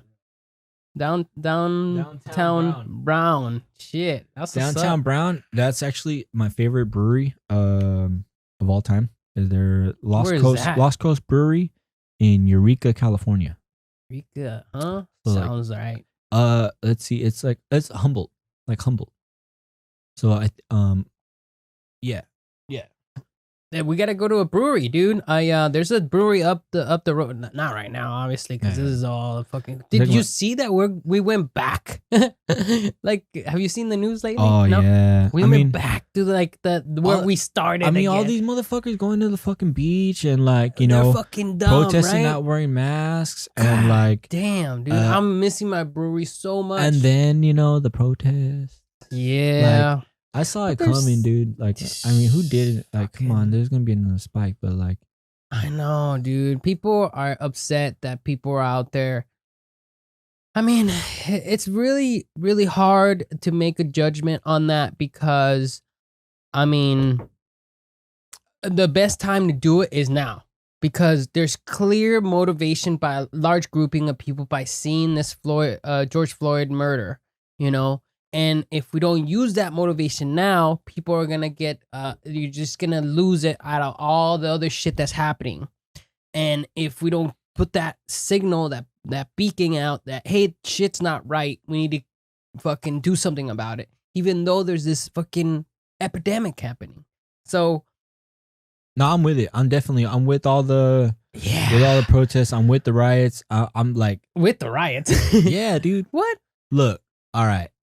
Extreme shit has to happen for it to be not to be taken lightly. Well, like peaceful protests should be the primary reason why we would make change rather than the riots, right? I mean, but if you just got like a group that's like just so pissed off that like just walking around in a circle with a sign is not enough to express how pissed off you are or how messed up the injustice is. You know what I mean? There's got to be a level to where it's like, oh, fuck, they're fucking burning down cop cars. Like, oh, they're really pissed off. You know what I mean? It gives a better reflection of the intensity of the expression. Yeah, the upset. I'm glad we're not still, burning down shit and looting. You know what I mean? But I would say that like level it had to get hit. You know what I mean? And if you're not everyone is fucking pure heart. You know what I mean? Like out of 100 people, you're gonna get at least fucking 15 scumbags. 10 scumbags. Shit. I mean, yeah. I brought this up on the last podcast with Keenan. Is that's in America? I mean, maybe other countries too. It takes some real bad shit to happen for us to get the picture. Yeah. Like, okay, we need to make some fucking change. Otherwise, it's gonna be consistent chaos out there. Like nobody really wants to do. I want to be optimistic and say nobody really wants to loot, but because of the unfortunate circumstances we see ourselves in right now, with being quarantined, not having enough money to get through this. Not knowing if we're going to have a job after this, not knowing that if they're going to catch it. Like all of these problems are like lumping up into this one moment and one anger. It just took one extra step to push them over, And this George Floyd was it, It's just, it's fucked up. It really is fucked up that we, over the years that we know this is wrong, we're still having the need to learn our lessons, I mean, I'm happy that this issue got kind of like pushed up to the front because it's kind of something that's been kind of like pushed to the side a little bit. Mm-hmm. Like basically raising awareness on systemic racism. Yeah. Like I saw this shit that like they prevented. Like back in the day, they prevented minorities, black people specifically, from like owning certain properties. Oh yeah, You know what I mean? Oh no, that's not gerrymandering. Gerrymandering is for elections, Sort of right? elections, yeah. Yeah. Like they would not let them buy certain properties, you know, where the land was maybe more valuable. So they got kind of like grouped into this, or like they didn't have the same benefits. Like you saw that of like the GI Bill didn't like apply to black people and stuff like that. Yeah, So dude. they got fucked there. Mm-hmm. So and then back in the day, when they were like handing out land, they like black people didn't get that land, so they didn't get that initial they were saying initial equity, you know. So we're like they'll have property, so they can like sell it or cultivate it or whatever, and then their kids will be able to live off that and build it more, and then their kids will be able to live off that and build it more. You know, not everybody had those opportunities. With the freeway systems, you know how they built the freeway system to separate Oh, really? they separate like The minority cultures, yeah, minority people versus people with like different socioeconomic status. Yeah. But also it came with like race too. Like Yeah. that was a part of the package. Yeah. So like shit like that where it's becoming like aware that like it's not like so and so is lazy or so and so, you know, didn't take advantage of the system. It's like they were kind of, it's what systemic racism is, where it's like how the system's built is kind of like already setting them up, you know, to be set behind. I mean, like certain places that have been known as minority owned for the longest time then get changed. White people move in, and all of a sudden the property value goes up. It's like, what the fuck? Oh, like gentrification. Yeah, gentrification. Like what's happening to well, it happened to like certain parts of Hollywood and like certain parts of like it's happening West LA, yeah, and even in like Inglewood and I mean Hawthorne with SpaceX and shit. That the SpaceX is happening right here, and fucking that stadium, that fucking ginormous fucking the stadium, the Rams stadium. It's like, Jesus Christ, that's just gonna take everybody out in that area. I mean, it's up the road from us, dude. So my grandma owns that house. She bought it in the 70s. She bought it in the 70s for like 20,000. Yeah, and then she's been watching the property value like the past like 4 years, and that shit's just been like blah, blah, blah, fucking jumping up, dude. And she's like, "Mijo, we're sitting on a gold mine and all, you know." Yeah, I'm right. like, all right, for sure. Well, you know, we got this. That's nice that we had this backup cushion, you know. And you know that I'm fortunate. Like, I'm not really like a religious guy, but like it's a blessing, you know. So, and I'm happy that she had the fucking foresight to be like, all right, property owner, all right, I got my little nest egg saved in case shit hits the fan, blah blah blah blah. You know, let me take out this loan to preserve it. Let me grind on my because she was like a teacher's aide for like I don't know how many years, like maybe burping.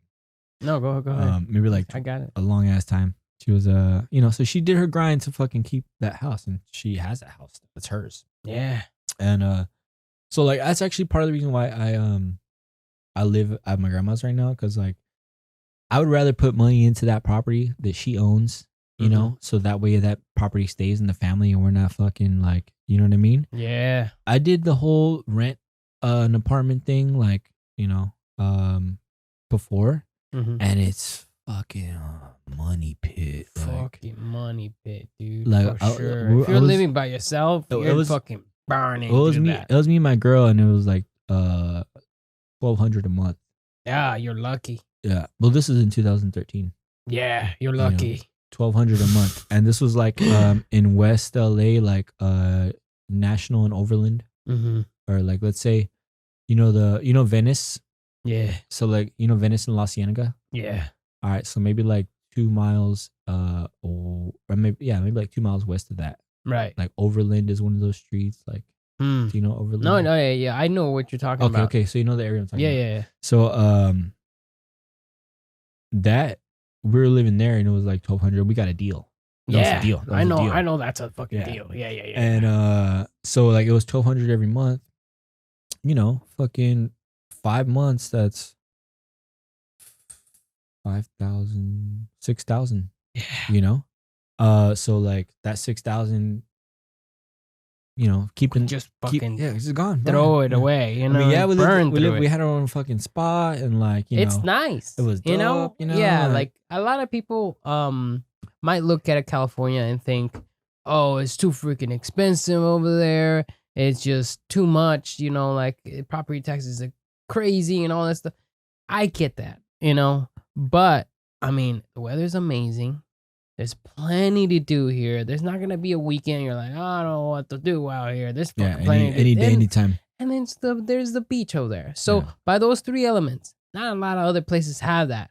So in a way, we're kind of paying for it. No, You for know? sure, for sure. We pay for the weather.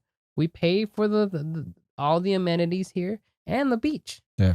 It's fucking great. It's awesome. But it comes with the price. Yeah. I mean, a lot of people move out here. Not lately. I think I hear that slowly we're getting smaller because a lot of people. I think they still are. I think maybe just since the more time you're here, the closer your circle gets to, like, you know, people been here for a while. But like, let's say you got another newcomer, they'll probably see a bunch of other newcomers. Mhm. Like, yeah. No, there's like still rent's people. going up for a reason. Like, it's because these baller people are coming from their old spots and coming over here. Mhm.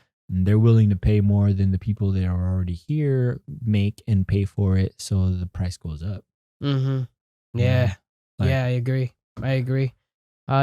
But I like LA, bro. I come from a small town, Tucson, Arizona, and there is it's fucking small. I mean, to me, compared to LA, for Okay. sure. You know, I mean, Phoenix is a little bigger, but not compared to the scale of LA. And I couldn't wait until I got the fuck out of there, dude. Like the fact that my roommates actually moved out here and they were willing to have me move out here with them, it was a blessing. I mean, So you guys all came together? together, bro. Damn. Yeah, That's a 'Cause- test right there. right. That's a But test. well, we were living with each other for what 6 years before, and we're like, dude, why are we doing it here when we could move to LA and keep going at this? You know, now we've been friends for what 8-9 years now. Yeah. It's fucking dope, you know. Like That is when that, you dude. when you can have reliable people like that, it's just a blessing, you know. And we've had times when we split off and we still talk to each other, but we live with different people or whatever.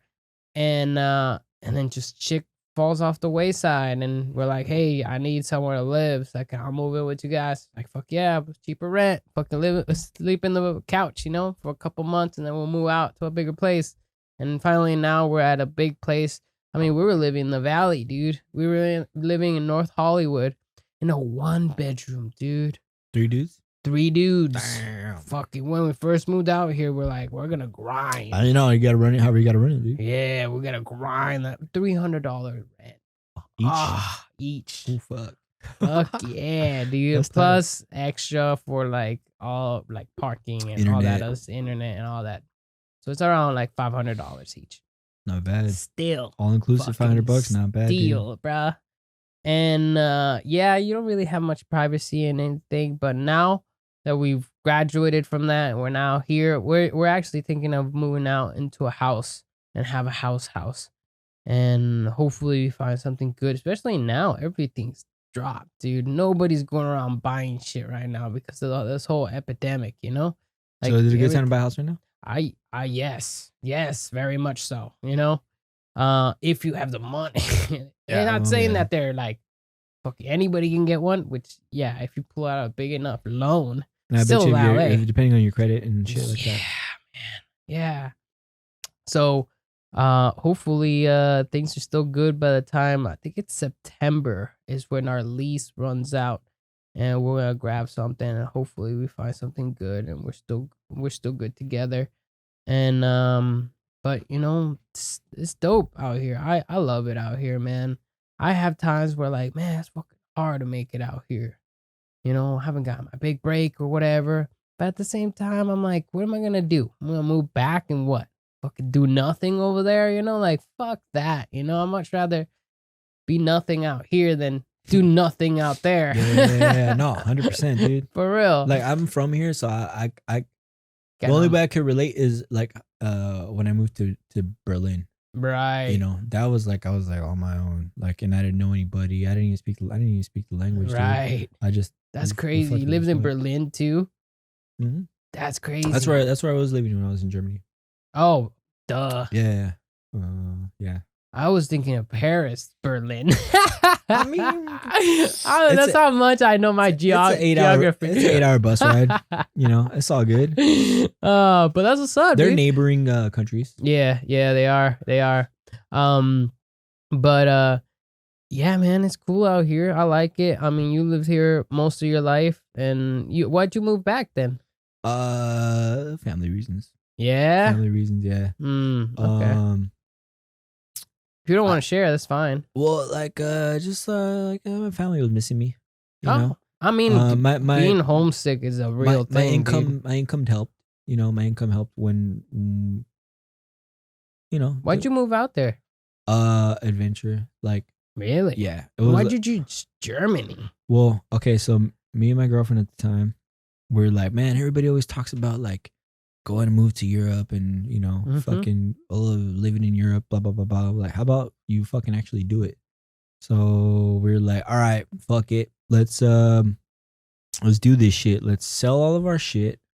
Like I had like a fucking dope ass, like fucking $900 bass that was really worth like $1,300, but like Bass? bass. I play bass. Yeah. Yeah, I didn't know that. yeah. You should hang out with Neil. Neil likes playing the guitar a lot. I mean, I barely picked it back up again. Like I had put it down for like since I started working in the kitchen. Like I ran out of like time. But from ages like 13 to 23, I was in bands. Like Yeah. yeah. That's what's up. So I sold like fucking, I don't know, all my bass equipment, and altogether was probably like maybe like almost like 2,500 worth of stuff with just my bass equipment. Yeah. Sold my TV, sold Everything, dude. Everything I could sell, I fucking sold it. Mm-hmm. You know, except my laptop. And then you guys just moved together, huh? Yeah. So we Damn. So well, we were already living with each other. Our lease was up. So we're like, all right, we don't have a lease. No, neither of us have car notes. You know, we don't have nothing to bind us here to the Los Angeles. So we're like, all right, fuck it. Sell all our shit, buy a one-way ticket 7 months in advance, and work our asses off and just fucking scrimp every bit we can get in those 7 months from our jobs. Like, you know, chill out on the spending, minimal spending, and just start saving up. So sold all our shit, bought the ticket 7 months in advance, fucking one-way ticket. And it was between Paris, Berlin, Barcelona, or Athens. Damn. All right. It was because that's where we're like, all right, what would be dopest like actually Euro, you know, shit. And she's an artist, so she was like, oh, you know, we've got to go somewhere that's art centric.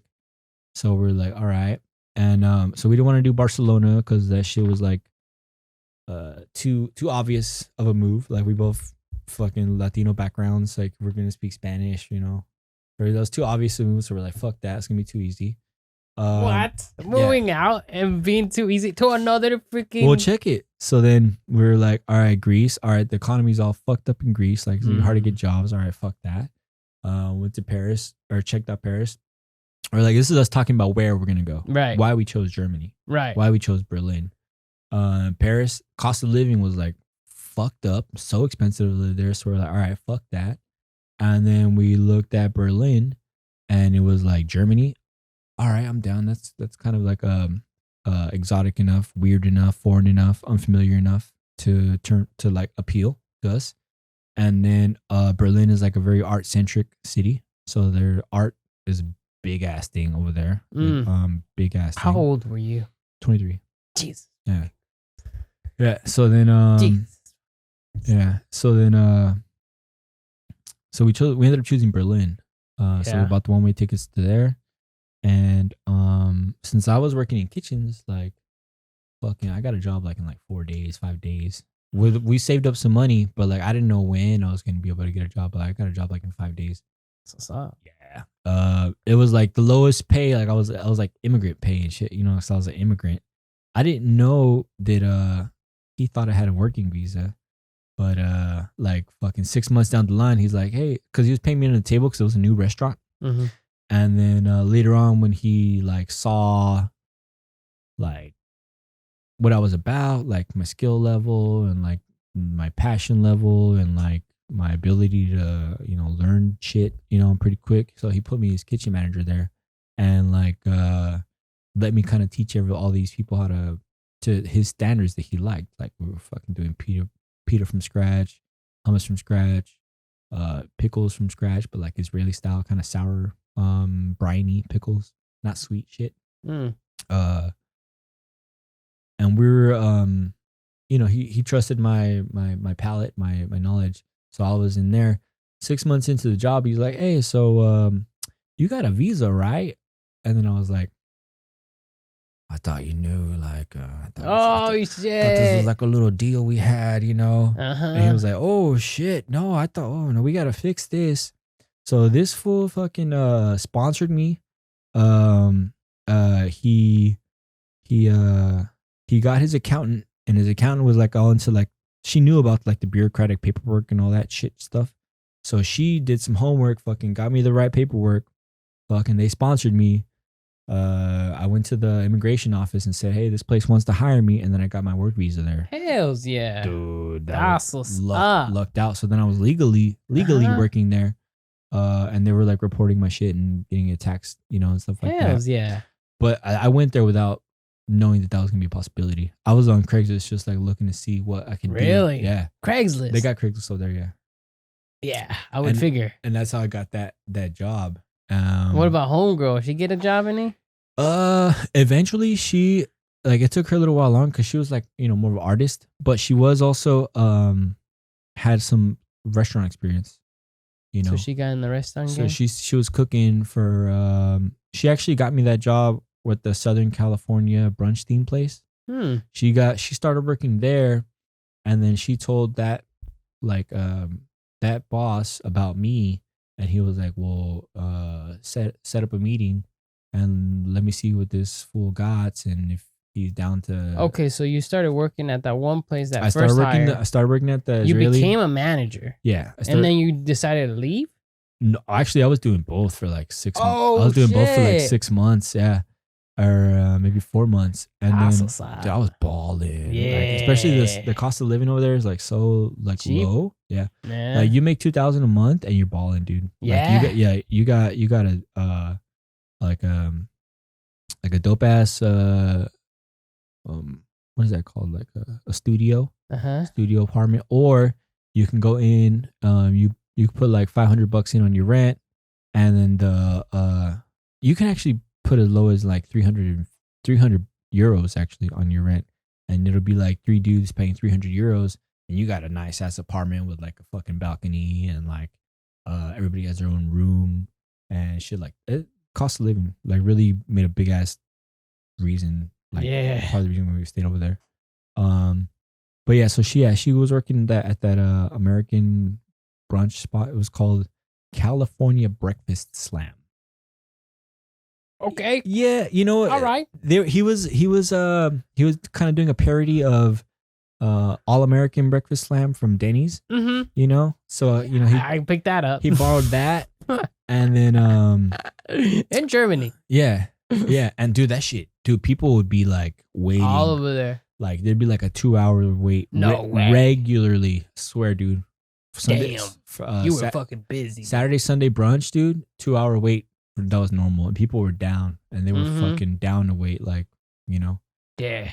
It was like that's what's up. Nobody was doing that shit, dude. Nobody like you cannot find fucking chilaquiles any fucking where in Berlin at that time besides there. So that shit popped the fuck off, and everybody was like all about it. That's what's up. Yeah.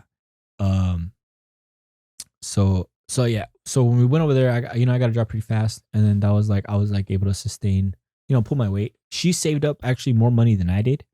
So like That kind of evened out. Yeah. So I was just, and I was, I'm like, I don't want to be like gender roles, but like I was like, oh man, I can Yeah. work my ass off and just cover some bills or cover the groceries, and if we need more, we can pull from your stash. If not, then just fucking sit on that and so rainy day or whatever. So I was just down like that. But yeah, so we fucking moved over there. I got a job like in a How long were you there for? I was there for 2 years. 2 years? She was there for 3 years. What happened? What happened was yeah, well, like, oh, the juicy part. It's kind of like the immature young Julian, It was you the whole time. Fuck yeah, it was me, dude. So look, okay, so we went over there and we broke up after a year. Damn. Yeah. So I was there a year, like we're a couple, and then the second year I was there, I was like, I don't give a bachelor, fuck. yeah. So I wanted. You were living with her, yeah, and you're like, hey, I don't think this is working out, but I'll live with you. No, because like it was like I wanted my cake. I wanted to have my cake and eat it too. So like there'd be nights when like I'd be like, and like legit, I was like with the homies. We're just partying all night long, like. And homegirl didn't like that. Well, no, dude, because like who wants their boyfriend to not be sleeping in the same bed with them that night? Like you don't want to be sleeping alone. She doesn't like partying. She's not as like as much as I did. Oh shit! So you were like, I want to fucking. It's my 20s. Party animal. I didn't see it. I didn't see it like that. But I was like, how the fuck am I not? How old was she? She was 20. She was a year younger than me. Oh shit! And she was just more mature. She's more mature. Yeah. Because she did party. Like let's say if we both like to party. Like when we first started dating, like let's say I was like at a 9 as far as like party power, and then she was like at like a 7.8 party power, and then like as a few years went on, because I mean mine and her relationship it was like 10 years, like from. Oh, you guys were together for 10 years? No, from like when we were friends and became like best friends to like when we broke up in Berlin. I see. 10 years. Damn, that must have been hard then. It was rough, dude. That shit was rough. Like that shit was rough. Because you were trying to like enjoy your 20s, go out with the buddies, hang. Well, I would want to. I'd want to be like at the fucking underground fucking club until 8 o'clock in the morning the next day. You know what I mean? That's what I wanted to do. And I would do it, but I overdid it, and there was like too many nights where like I wouldn't come home. Not that I was like fucking around with like girls and shit like that. It's like legit fucking partying with the homies till 8 a.m. because that was available there. Like you didn't really do that like in Los Angeles. Maybe at the Avalon if you go there, they have those after hours clubs. But in Berlin, it was like the real shit. Like fucking dude. Yeah, dude. That's the place to go. You still talk to those homies? Yeah, hell yeah. Yeah? Hell yeah. Are you thinking of going back and seeing them again? Yeah. But the vibe is never going to be the same. Of course not. Dude, to capture that You're moment. You're not 20 anymore. 23. Like I was 23 when I went, 24, 25 when I left. Oh, yeah. So how did it feel like leaving? Like it was talking weird. to your friends, be like, hey, man. I had the intention to go back. Fun. I had the intention to go back. I was like, let me just go get some things set in order, and then I'm going to come back. But like, life happens and like fucking it doesn't play out. It's not the best move to do. So then like, 6 months turned to a year turned to 2 years, 3 years. I got back from Berlin August 2015. I started working at the Irwin Hotel like February 2016. Oh shit, was that the first job you had since you got back? Yeah. Oh. Yeah. So I got to meet you right when you got back. Fresh out of Germany, yeah. Yeesh. And it was, I had a different perspective, like I known you for what, 4 years now then? Yeah.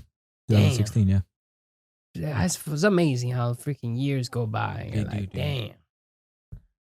That's what's up though, man. Like it sucks that you have to leave your homies and I mean, you got to see your family too every now and then. You know what I mean? I thought about it. Like if I ever did go back, there's never no way we're gonna recreate that fucking magic that was. Nah, You know, yeah. that's an and era. and it's kind of questionable if you would have came out right out of that if you were partying that much. You know, like if you would develop right, knowing responsibility, knowing if you I feel like if you party all the time, you don't really have a good scope of like growing up. There's a time and a place. What do you mean? Like let's say when we moved to Berlin, like my party level, like I said, was like at a 9. Then when I was living there, it was like still at a 9. Then like towards the end, it was kind of like an 8. And Oh, then, it was and then slowly like, and then dying. like towards the end, it was like at a 7.9. Oh, And then when I got back, I was like, I already did like the hardest course partying, fucking all night, you know, fucking 3-day raves and shit like that.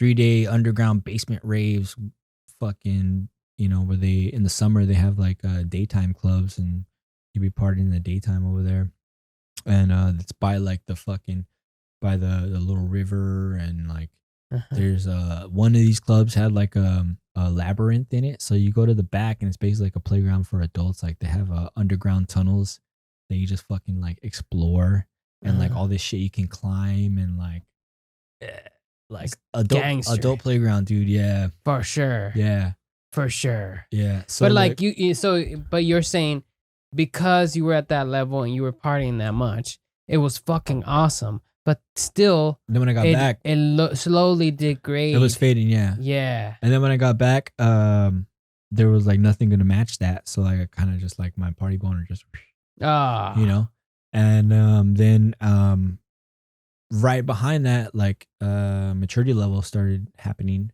Mhm. Like I started maturing more. So then I kind of had different priorities. Mm. Like if I was if I wasn't as mature as I am now, I would have a problem with living at my grandma's house. Excuse me. Living at my grandma's house. You know, I'm like, I should have my own place and blah blah blah blah blah. But like the maturity level in me sees it as like I'm putting my money in the house, in the property. Mm-hmm. So I'd rather be doing that, investing my money into like the property, as opposed to like having the benefits of living on my own, but my money's going into a fucking hole. Right. You know? What do you you're building up the property? How's investing in the property as in just like just keeping everything being clean? able to keep it. Well, being able to keep it, like my grandma pays like a mortgage every month. You know what I mean? So it's like less You're tipping in? Yeah, fuck yeah. So like less is coming out of her pocket, and then I'm like contributing an amount. You know, depending on, and the cool thing is like there's like a minimum amount that my grandma asked me to contribute, but like if I'm like working and like money's good, then I'll fucking just like throw like a good like 30% of my check at the house, at the bills. Yeah. So where's your parents? Well, my mom and dad got divorced when I was 8. So my dad, he's started building another family. It's like, hey, this family's broken. I'm gonna make another one. I mean, dude, basically that's what it was, dude. No, I mean, my dad did the same thing. You He know? started 5 at the same time, though. Yeah, he gave no fucks. It's like, you guys live in Mexico, stay out there. I'll start one over here. Oh, dude, it's crazy. My dad's a fucking maniac. I never seen that motherfucker. But anyways, go ahead. But so like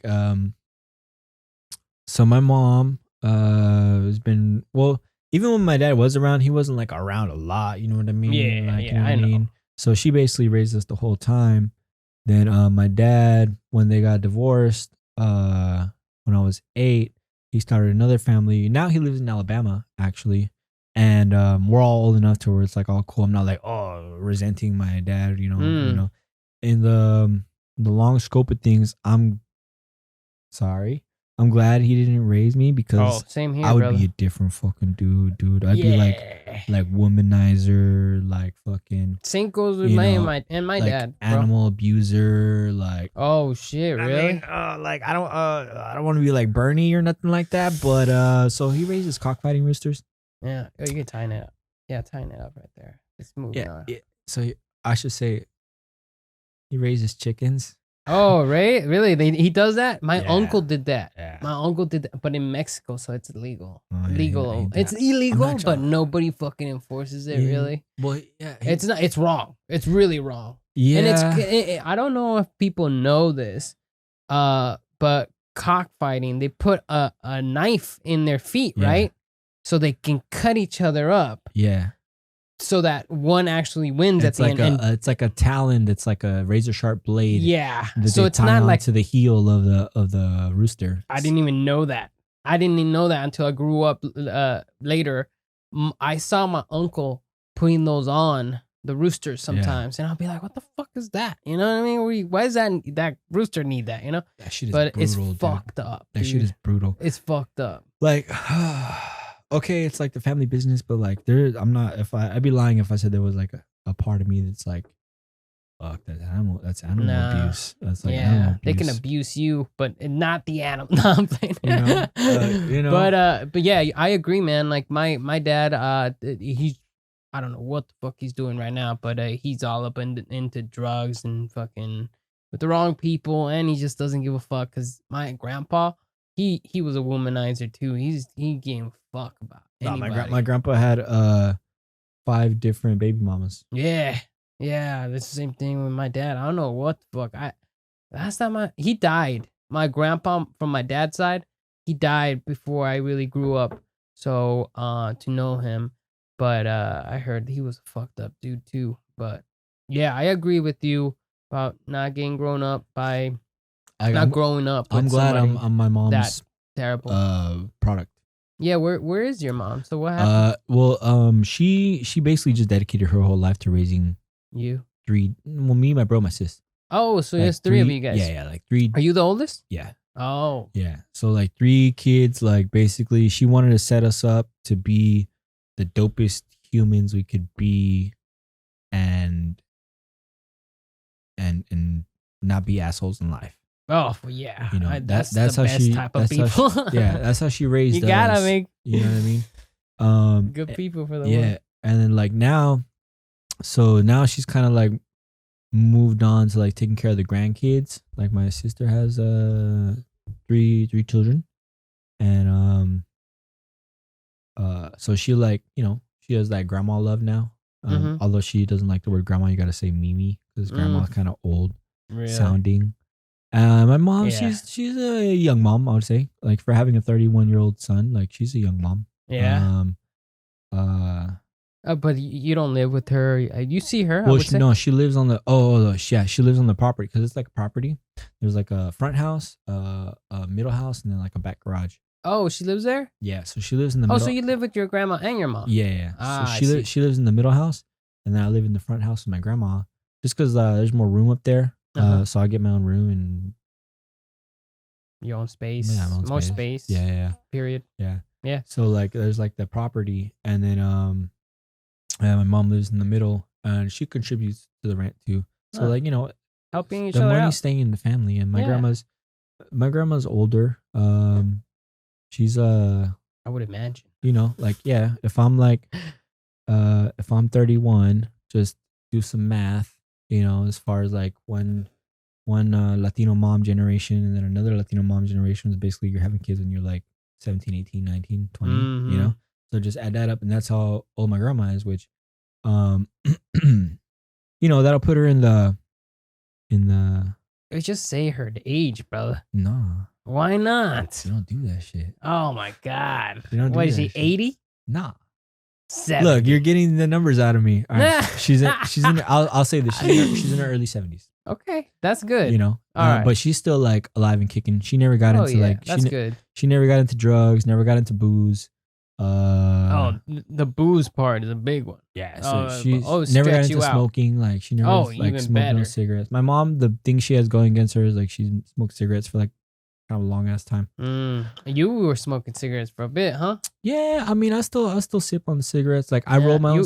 You I roll do my the own splits for a while, huh? You call them spliffs. Spliffs. Yes. That's what it is. I don't know if it's universally known, but it's weed and tobacco together. Yeah, so a spliff is like a mixture of like weed and tobacco. It could be 50-50, it could be 70-30, it could be 60-40. However you want to mix it, or whatever ratios of tobacco to weed, that's your spliff, whatever. Yeah.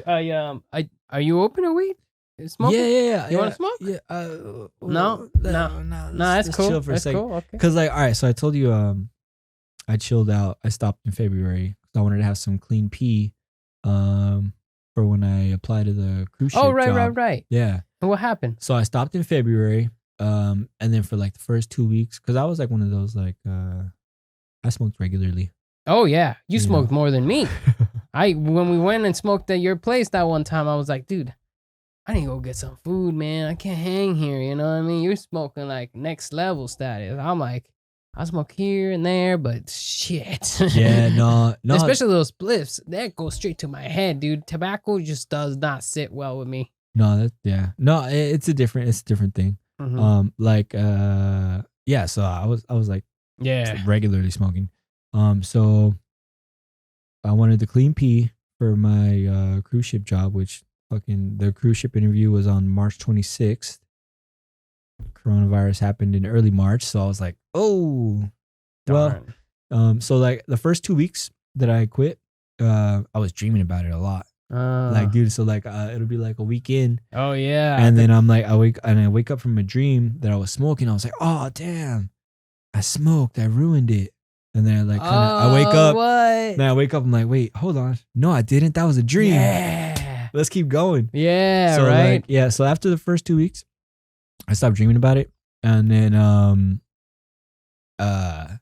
after that, after I learned that we were gonna be on lockdown, by the time we were on lockdown, I already had like maybe like 25 days of not smoking by the time lockdown started. Uh-huh. And I was like, well, no fucking use in, Spending money on it. Spending money on it. Time on it. and then like if I would have been trying to like quit while lockdown was happening, oh my god, dude, I would have exactly, bro. gone nuts. I would've gone Exactly. nuts.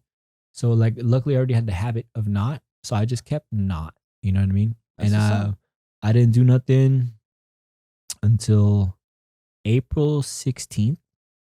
April 16th, I remember the date because it was like a few days away from April 20th, Mm-hmm. 420. Mm-hmm.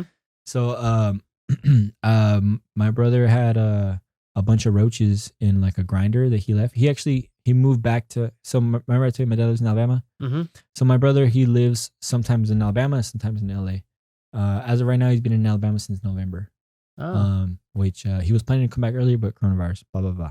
Okay. Yeah. So my brother and the weed laws are strict over there. So like he had a grinder with a bunch of, it had like a compartment in the bottom, he had a bunch of roaches in there. Yeah. It's like there was one night where I was like, man, fuck this quarantine, fuck, isolation. I'm fucking like, Pull one out. fuck. So like I was like looking through the grinders and shit like that, see what I could like scrape up, like and then I saw he had a container with like seven roaches in there. 7? Yeah. Damn, you went to town then. So I opened up all these fucking roaches and then mixed it with my tobacco and made like a Oh wow. made like a roach spliff cigarette. Right? Yeah. Yeah. So I hit half of it, dude, and Yeah. I turned into a carrot. I Like, bet. I was like, oh, I can't move, and like I couldn't get past half of it, dude. Like like half of it. I don't understand why you guys try to finish it. It's like, just have a couple, enjoy that, and then keep going I later. mean, what I was used to was like Smoking the whole fucking thing. for I know. sure, I don't fuck with that, dude. You I smoke know? a couple hits here and there. Oh man, I'm riding. I'm good. I mean, yeah. So yeah, half of it turned me into a carrot. So I was just like fucking, just like You never going back. You didn't go back. No, then the What next happened? day I smoked the other half, and it was like the nighttime, and then it turned me into a carrot again, but like it was not as Why'd intense. you mix it with the tobacco though? Because that's like my you're- favorite way to ingest it. Really? Yeah. I fucking hate tobacco, dude. I Because don't like it. I roll my own cigarettes. It's something I have. Oh wow. I picked up It's in. fucking terrible for you. Well, it's a habit I picked up in Germany Yeah. or in Europe where you're rolling your own cigarettes. Let me show you my rig. Yeah, let's do it. I mean, if you're not gonna smoke, I want to smoke, man. So look, first of all, American spirit tobacco.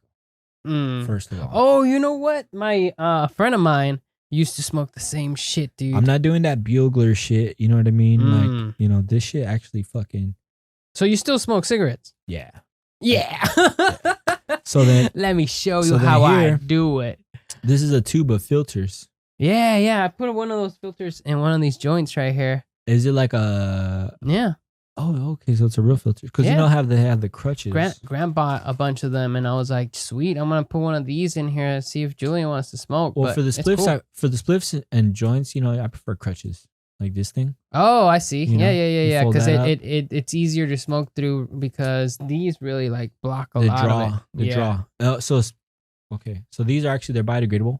Mm-hmm. So if I'm driving and I'm smoking a cigarette, I can like flick it out my window and I won't have no guilt because these will like fucking biodegrade on their You own. should put it out and then flick it out the window because then you're gonna cause a fire, motherfucker. On the middle of the dude, on the middle of the fucking 405, you sure like I'm gonna do a fucking like wildfire off of that? Like, How about put it in your ashtray and then when you get home, you toss it in the trash. but like talking about that, normally I'll turn it off with my finger before I throw it out. Like Mhm. you know, it's not Wait, that hard. You didn't get into vapes? What's wrong with vapes? You don't like vapes, homie? It's not the same, dude. Like if I sip, check this out. All right, so let me finish my argument here. So Okay. biodegradable filters, got my own papers. You know, I average like rollies per day. Like we're calling rollies rolled cigarettes. We're calling rollies. Rollies per day. I'll average like 6 or 7. A day? Yeah.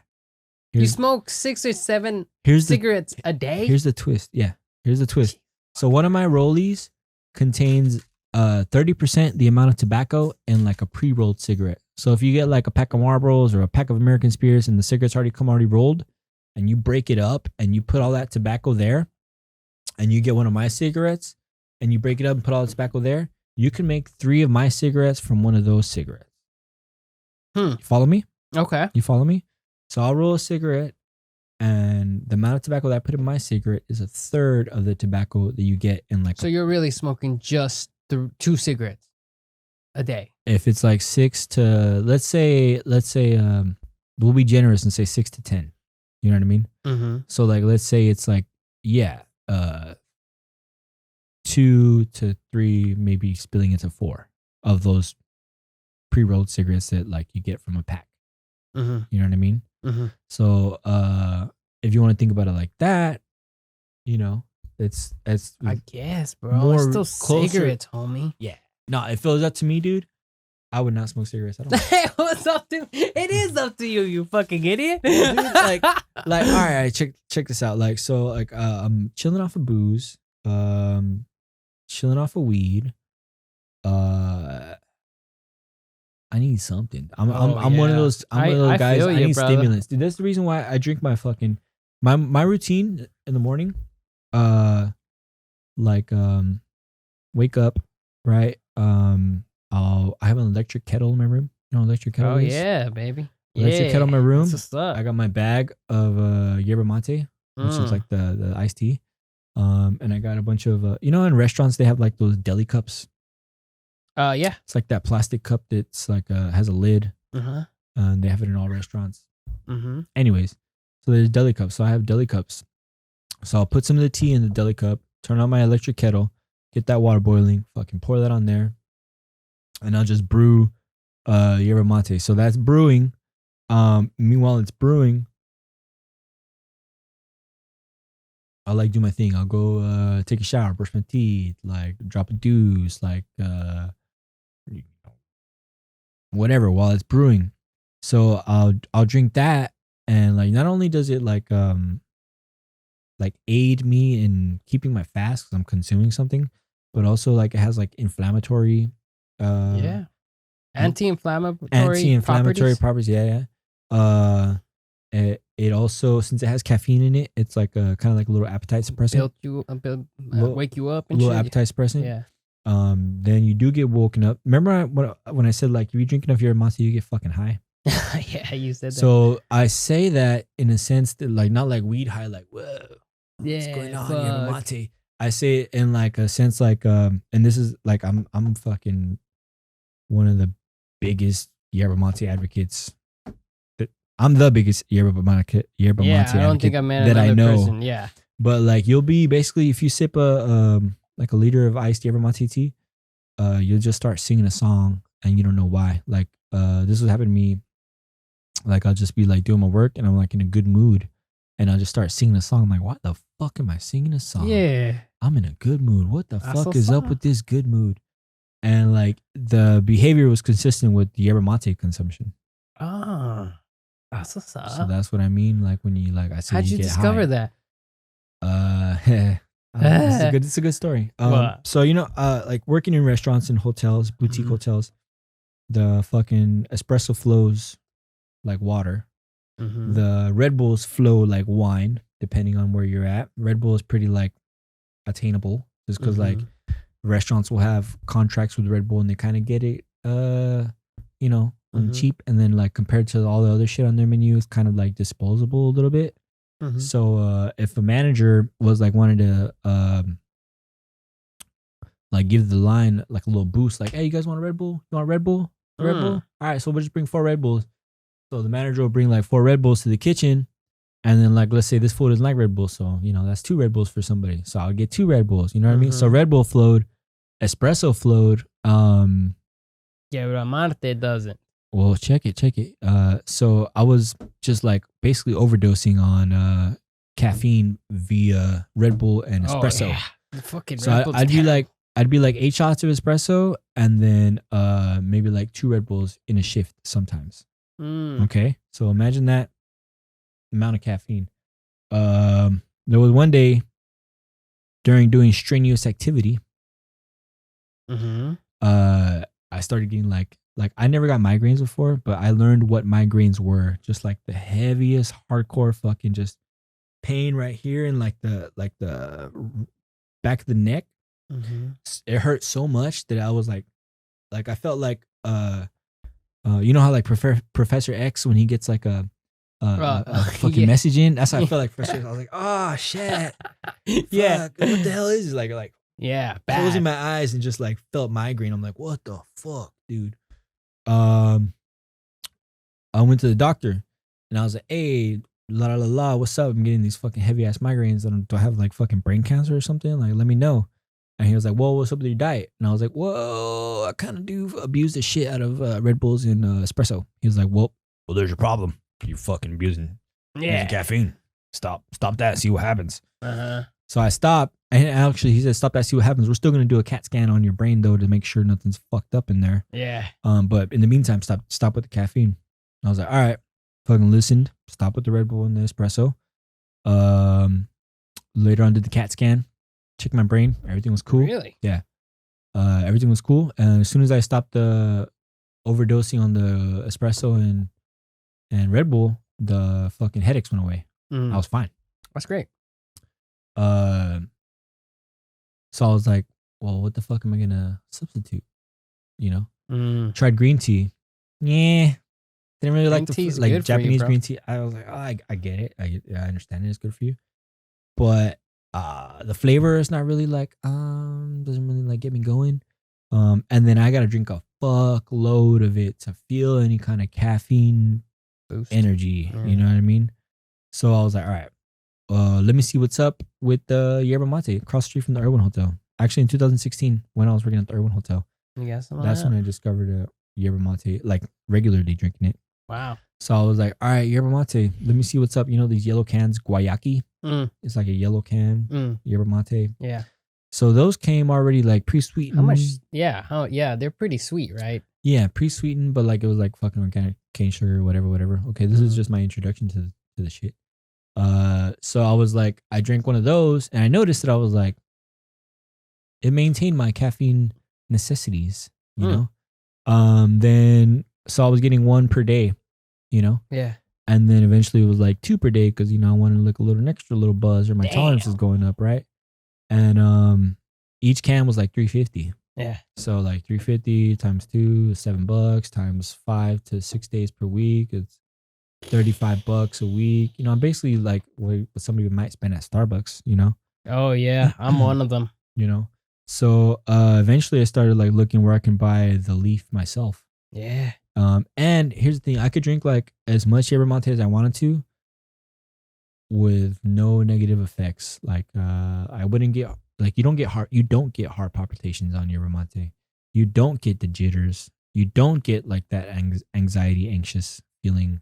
You don't get headaches if you don't drink it. You know, so like I just stayed on the yerba mate, and it would just put you in a good mood, like a good mood, and it would also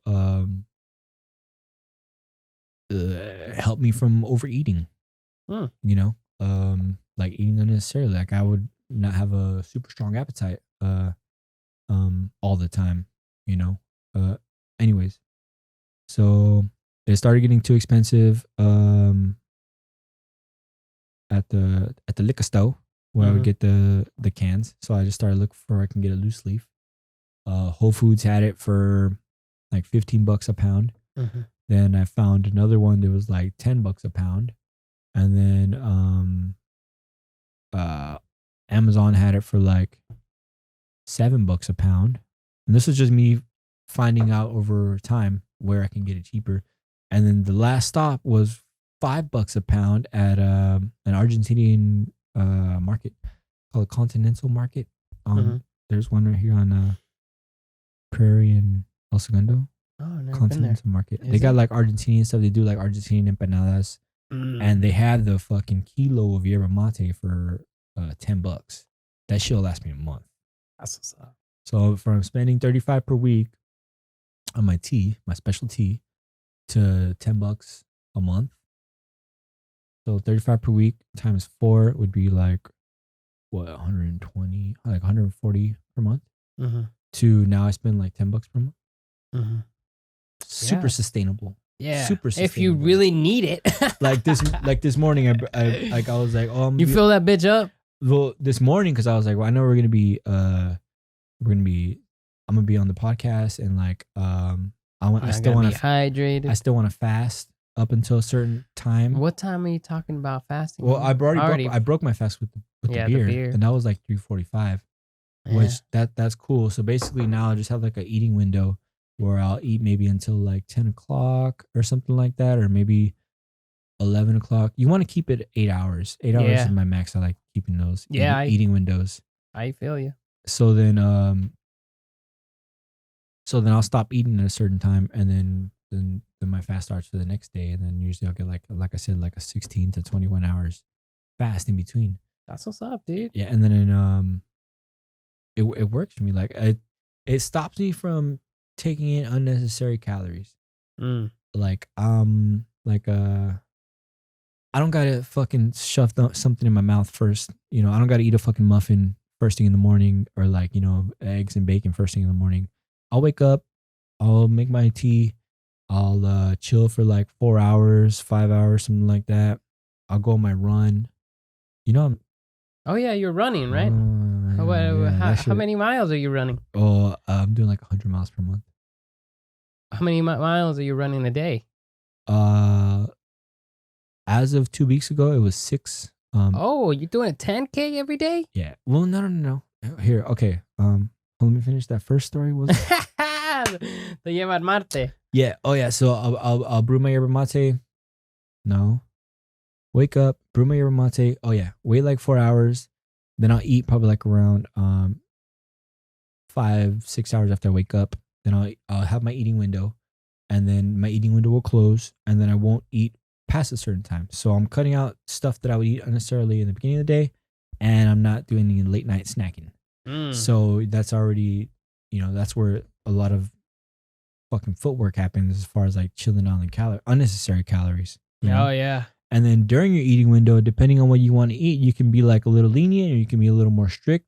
I have, you know how some people have like a cheat day? Oh yeah. So I got 2 cheat days, Thursday and Sunday, where I will allow myself to, like, you know, take in a little extra something, you know, like a Kit Kat, or like a fucking I love fucking Reese's peanut butter cups. Really? Dude, those you fuck them up, huh? Fuck yeah, dude.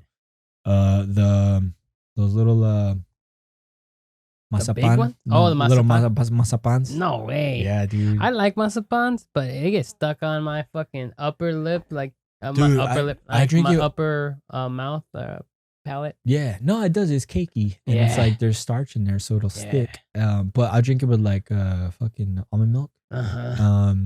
And like that shit is it's so. Oh, it's delicious. No So doubt. Thursday and Sunday are my sweets days, Mhm. and it'll be it'll be something like remember I told you I made that banana bread. Mm-hmm. So like I'll make that banana bread and I won't eat it till Thursday, or I won't eat it till Sunday. That's You know what's what I up. mean? So like I'm like restricting the amount of sweets, because before it'd be like, oh, I'm gonna run 6 miles tomorrow anyways, so fuck it, I could eat a candy. But if you do that too many times, you're just fucking deleting everything, all Oh, the work yeah. you're doing. So I was like, all right, I'm just gonna put it on 2 days. Fuck one cheat day. I get it. People do that, but like, I'm not gonna be so mean to myself. I'm gonna do two cheat Mhm. days. And if the rest of my food that I eat, like if part of my cheat sugar sweet thingy that I eat is like some like gluten-free crepes that I make from scratch, and then have it with peanut butter and some jelly that I made from scratch, Damn. which I made some bomb ass fucking grape jelly with like different vinegars. I threw chia seeds in there. Oh shit. So it was like fucking, again, fortifying food that would normally be bad. You're putting nutrition into it. So my jelly has fucking protein in it. You know That's what I mean? what's up. My jelly has like good fats in it. You'll never see me use like fucking white sugar in my own recipes. I do agave syrup. I do honey, and then coconut sugar. Coconut sugar. I'll do stevia too. I'll do stevia and some shit whenever I want to like have some sweet but no Stevia calories. or stevia? Whatever. Dude. Whenever I want to have some sweet but like not really have any calories, I'll put stevia in my shit. That's what's up. Like when I have tacos, I'll make horchata with like ground cinnamon, my almond milk, some stevia, and like a drop of vanilla. Fucking shake that up, dude. That Good. shit is some like Bomb. bomb ass vegan horchata substitute. Like Damn. bomb, and then it's sweet, and you're not getting it. You're not Getting all you the don't have bad to, you don't have shit. to sacrifice calories for it. Yeah. Ooh. That's what's up. Dude, Dude. you're doing all the things I wish I was doing during the quarantine. I started out good. I started with some fast, watching my my diet. I actually transitioned to trying to get more protein in my game, like more meats and stuff. And apparently you're supposed to be getting like a gram of protein per pound, and that's a shit ton of protein, bro. Like each like a chicken breast has like 20 grams of protein, and you gotta eat Like a 6-ounce chicken breast, no? Yeah, something like that. I mean, a steak has a little more, but like you gotta be eating like 3 of them a day. I substitute a protein shake in there, and I was trying to keep up as much as I could, but then the alcohol came in, and fucking more work, and 12-hour shifts, and all this shit. It's just like, nah, bailed on it, Yeah, dude. no. Bailed on it. But I'm gonna hop back on here. Seems like we're gonna have another shutdown because the numbers are going back up again. Yeah. So we got to figure out how to do that. But dude, it's been 3 hours. Believe that shit? Like since we started? Yeah. Oh damn. Holy shit, right? Yeah. But hey, man, I really appreciate you coming on the show, bro. It's awesome. Yeah, I gotta have you again. We gotta go do some shit. Well, let me just sprinkle in my the running shit. Like Oh you yeah, asked me. yeah. The running. So because like all right, so what I'll do is so I was training for the marathon. Oh, you were training for a I marathon? was training for I've in the past, like I've done already like 3 marathons in the past, and I was training to do the marathon this year because I haven't done it in a while. Dude, we should go do a marathon. I'm down for a marathon. Are you ready for a marathon? I do marathons, Oh, but so like I started training in November for the marathon in March. uh-huh. So there's like a schedule that like you have to first in November your standard runs 3 miles. In December your standard runs 4 miles. In January your standard run is 6 miles. In February your standard run is 8 miles. Oh, And you got to get out at least 4 times per week, and knock that out to start building a ability and a tolerance to do it, because that shit is no joke. oh yeah, I've done 10Ks before, and it's brutal. Yeah. Well, 10K is 6 miles. Mm-hmm. So a marathon's 25, 20, 25 miles? 26.2 miles. 26.2 miles? Fucking, Yeah. you're killing me. Yeah. You're killing me. So like, yeah. So just, that's what it is, dude. So I trained March. I actually signed up I waited too long to sign up for the LA marathon, so I had to do my own marathon. Mm-hmm. So I ran from my house to Dockweiler. Oh, really? Yeah, and then Dockweiler up to Redondo Beach Pier. That's And what's Redondo up. Beach Pier back to Dockweiler, and Dockweiler back to my house. It was Oh, wow. yeah, it ended up being 27 miles, but I just needed to do 26.2. So I did that, trained for that in March. So from that training, my standard run, 6 miles was like, my regular run. Mhm. 8 miles was like hard, but I was like, I had it up there. So 6 miles was my regular one. So coming off that, quarantine started. I'm like, well, I'm just gonna fucking keep Going. at it. And like, I'm like, okay, 6 miles is a doable number for me. And so I'm not like killing myself. Let's do it 4 times per week. So I like have 3 days off. So 6 times 4 is gonna be 24 miles per week Mm-hmm. on average. If I'm feeling like a pimp, I'll do a 5th day. You know what I mean? It'll be, Oh, shit. and it'll be 30 miles that week. So from doing just the 6 miles per day, 4 times per week, it would put me at 24 miles per week times 4 in a month. That's 4 short of 100, and then since there's not exactly 28 days in each month, there'd be like 1 or 2 extra days inside that month where I would get another run in. So that'd be like another 6 or another 2 6s. So I was averaging like 105, 103, 110, depending, Mm-hmm. per month. So let's say March, I was like at like 70 miles that month. Then April is when I started the regiment, because mid-March is when quarantine happened. Mm-hmm. April, I was like already swinging in my regiment, and I ended the month with like 106 miles. And I was like, oh shit. So 100 is a possible number to reach. So I'm like, all right, that's a new bar. Fucking try to hit 100 miles every month. So did the same thing the next month. So that's like March, April, May. May, I did end up doing like 109. Then June, the month I'm in right now, as of Wednesday, I'm at 95. Jesus Christ. And the month finishes on Monday, I think. And I'm going to do a run on Sunday and a run on Monday. So I'll for sure hit my 100. So as long as I hit that 100. Where do you run? You run to the beach or something? No, what I do is Prairie and Imperial is where I live. Yeah. So I'll run 2 miles west, which is like around Aviation Boulevard. Yeah. So then I'll do aviation and I choose this route because it's like not a lot of people. Oh, yeah. I fucking, when I see somebody, I'll run like fucking 10 feet around them. Like I run the street Oh, just to, yeah, I don't want to offend nobody, and I don't want to possibly fucking breathe in any of their cough germs or some shit. So like, so I'll do Prairie and Imperial to Imperial and Aviation, then Aviation and Imperial to El Segundo, Mm-hmm. and then back. That's 6 miles. Lately, these past 2 weeks, I've been doing 8-mile runs. So then it's from same thing, Prairie and Imperial to Imperial and Aviation, and then I'll run to, instead of El Segundo, I'll run to Rosecrans Oh, okay. and back. So it'll add the extra 2 miles on there. Yeah, that's what's up, dude. But like, so that just like working on my health, that goes to the working on my health and working on the longevity thing. Yeah. Like that's the really things I've been practicing. Have you been doing any weights though?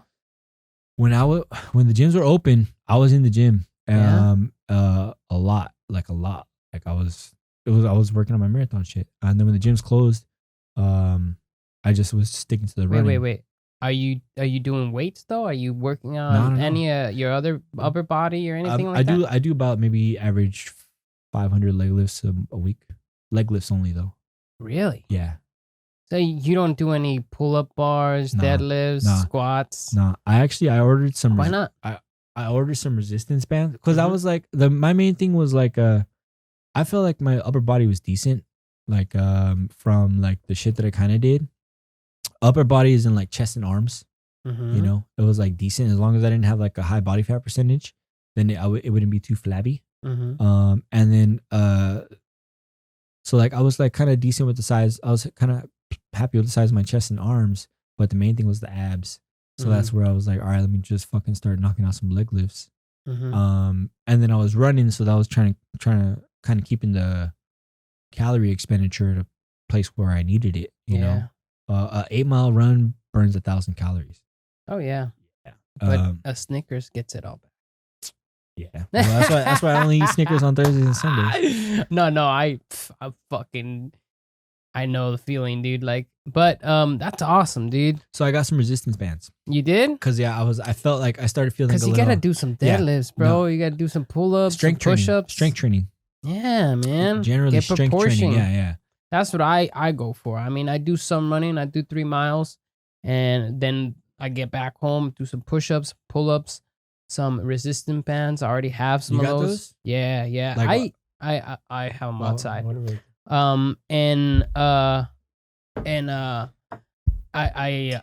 I try to do anything. I mean, I was looking online to get some more weights because I want some heavy weights. I want to fucking pick up. I'm normally when I'm hitting the gym like 4 or 5 times a day. I mean, a week. And ever since the gym closed, I was like, fuck, what am I gonna do? Because I would go to work, get off of work, go straight to the gym, do my hour, 2 hours to the gym, and I hit all of it. I hit upper body, lower body, middle body. I do a full body. I do my 3 mile run, and then I do some push-ups, pull-ups, chin-ups. I mean, everything. And I love my deadlifts and my squats.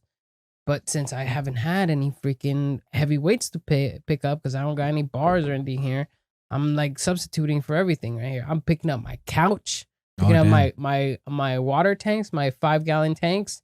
I'm trying to get away with anything, you know, but it's not the same type of workout. Yeah, no, true. That at first I was like, man, this is working me out harder, but it just doesn't feel right because I'm at home all day too. Yeah, and when you got like the barbell and the dumbbells, there's like it's like focuses on certain parts as opposed to when you're doing some kind of like makeshift resistance. You kind of like you're using not only the primary muscles but also like the secondary muscles. Exactly. So like that is a good thing about barbells and dumbbells where you can isolate muscle groups and work out those specifically. But I mean, that's where I was like lagging, dude. I've been running, you know, until like 100 miles per month, like the past few months. Yeah, your running game is good. And I feel like I'm getting better too at it too. Like the 6 miles, it's getting easier and easier. Yeah, how quickly do you do a mile? An hour. An hour? 60 minutes. Oh, you mean a 6K or a 10K? Yeah. A 10K in an hour? Yeah. Yeah, because I do my 10K in like an hour and 20 minutes. So like. That's my 8 miles. My 8 miles is an hour. 120. I average. I'm slow, bro. Well, yeah, I mean, I've been running since I was 17. Like, you know. Yeah, that's good for you. I've been running for a while. I've never been running. I hated running. I would do weights way more than running, but that's what's up. Yeah. So I got those because, dude, I needed some strength training. Yeah, dude, you gotta have some. Yeah. So I got those just bands. to be proportionate. I mean, like if you're just trying to be running, just do running. That's great. But you're gonna be thin because if you look at running, puny? I mean, you look thinner than I last time I saw you. Just because there's some meat right here. Oh no, not in terms of like too thin. I mean like just you lost weight. You look good. You're good, man. Like you were chubbier back then. Yeah. I could tell. Yeah, like in your face, it's just a little bit, not a lot. But regardless, I gotta work out, man. Like especially during these times, where people are just locked up in their resistance house. bands they come in tomorrow. That's what's up. Like really, I've only been doing leg lifts. The goal is I want to get a 6-pack. I've never had a 6-pack my whole fucking life. Me neither, brother. Never had a 6-pack. I didn't think my family was like genetically able to get a 6-pack because I asked my grandma. I was like, hey, did Abuelo ever have a 6-pack? Like, she's like, no, never a 6-pack. I was like, fuck, dude. Man. And when I was living in Europe, all my fucking homies had 6-packs and they fucking ate like beer and fucking croissants all goddamn day. Both my roommates are fucking titans in terms of that. They're just genetically built. Dude, so meanwhile, I'm last fucked. year, my brother, he was like on his shit for like he was being really disciplined. And this fool fucking busted out with a 6-pack. I was like, so it's possible. That's what's up. So it's possible with some discipline. So I'm like, all right. So I just been as disciplined as I can. It's like really slow going, but I definitely do see like it's getting there, but it's slow going. Like, hey, dude, anything hard to get will be hard to get. That's what I'm saying. Anything hard to get, it takes a lot of work to get there. It takes a lot of discipline, dude. Yeah. It takes a lot of it. But once you do achieve it, oh my God, it feels so good. That's why I feel 100 miles per month, man. Yeah, Shit. man. I mean, you still got to do some weights, bro. Yeah, Gotta fucking proportionalize definitely. yourself, you know? Yeah. But dude, seriously, man, I appreciate you coming on. Yeah, for sure, man. I gotta have you on again That shit once we was do the dope. That 10K shit or was nothing. fun. For sure. Thanks for coming through. And how can people reach you, brother? What's your Instagram? What do you wanna? Let's see. What do I want to fucking pedal or like fucking? I don't know. You could add me on Instagram, but like that shit is kind of fucking whack. I mean, it doesn't matter, bro. Yeah, You can it's- build it up. It's what it is now isn't what it's gonna be. So like, either you want it to be that or not. But so at least people it's just can my reach name. you. It's just my name, Julian Barajas 0. 0. Yeah, and that's my Snapchat. My Snapchat is like, I'm the most raw me Yeah. that I am on my Snapchat. Uh-huh. And then the Instagram is like mostly food stuff. Yeah. But yeah, it's just What's your Julian Barajas 0. Okay. So just like it, like I guess at Julian Barajas 0 would Mhm. be both of those, and it's the same. All right. Sweet, man. Appreciate you coming through, brother. Boom. For sure, man. Thanks, guys. Stay tuned for the next one.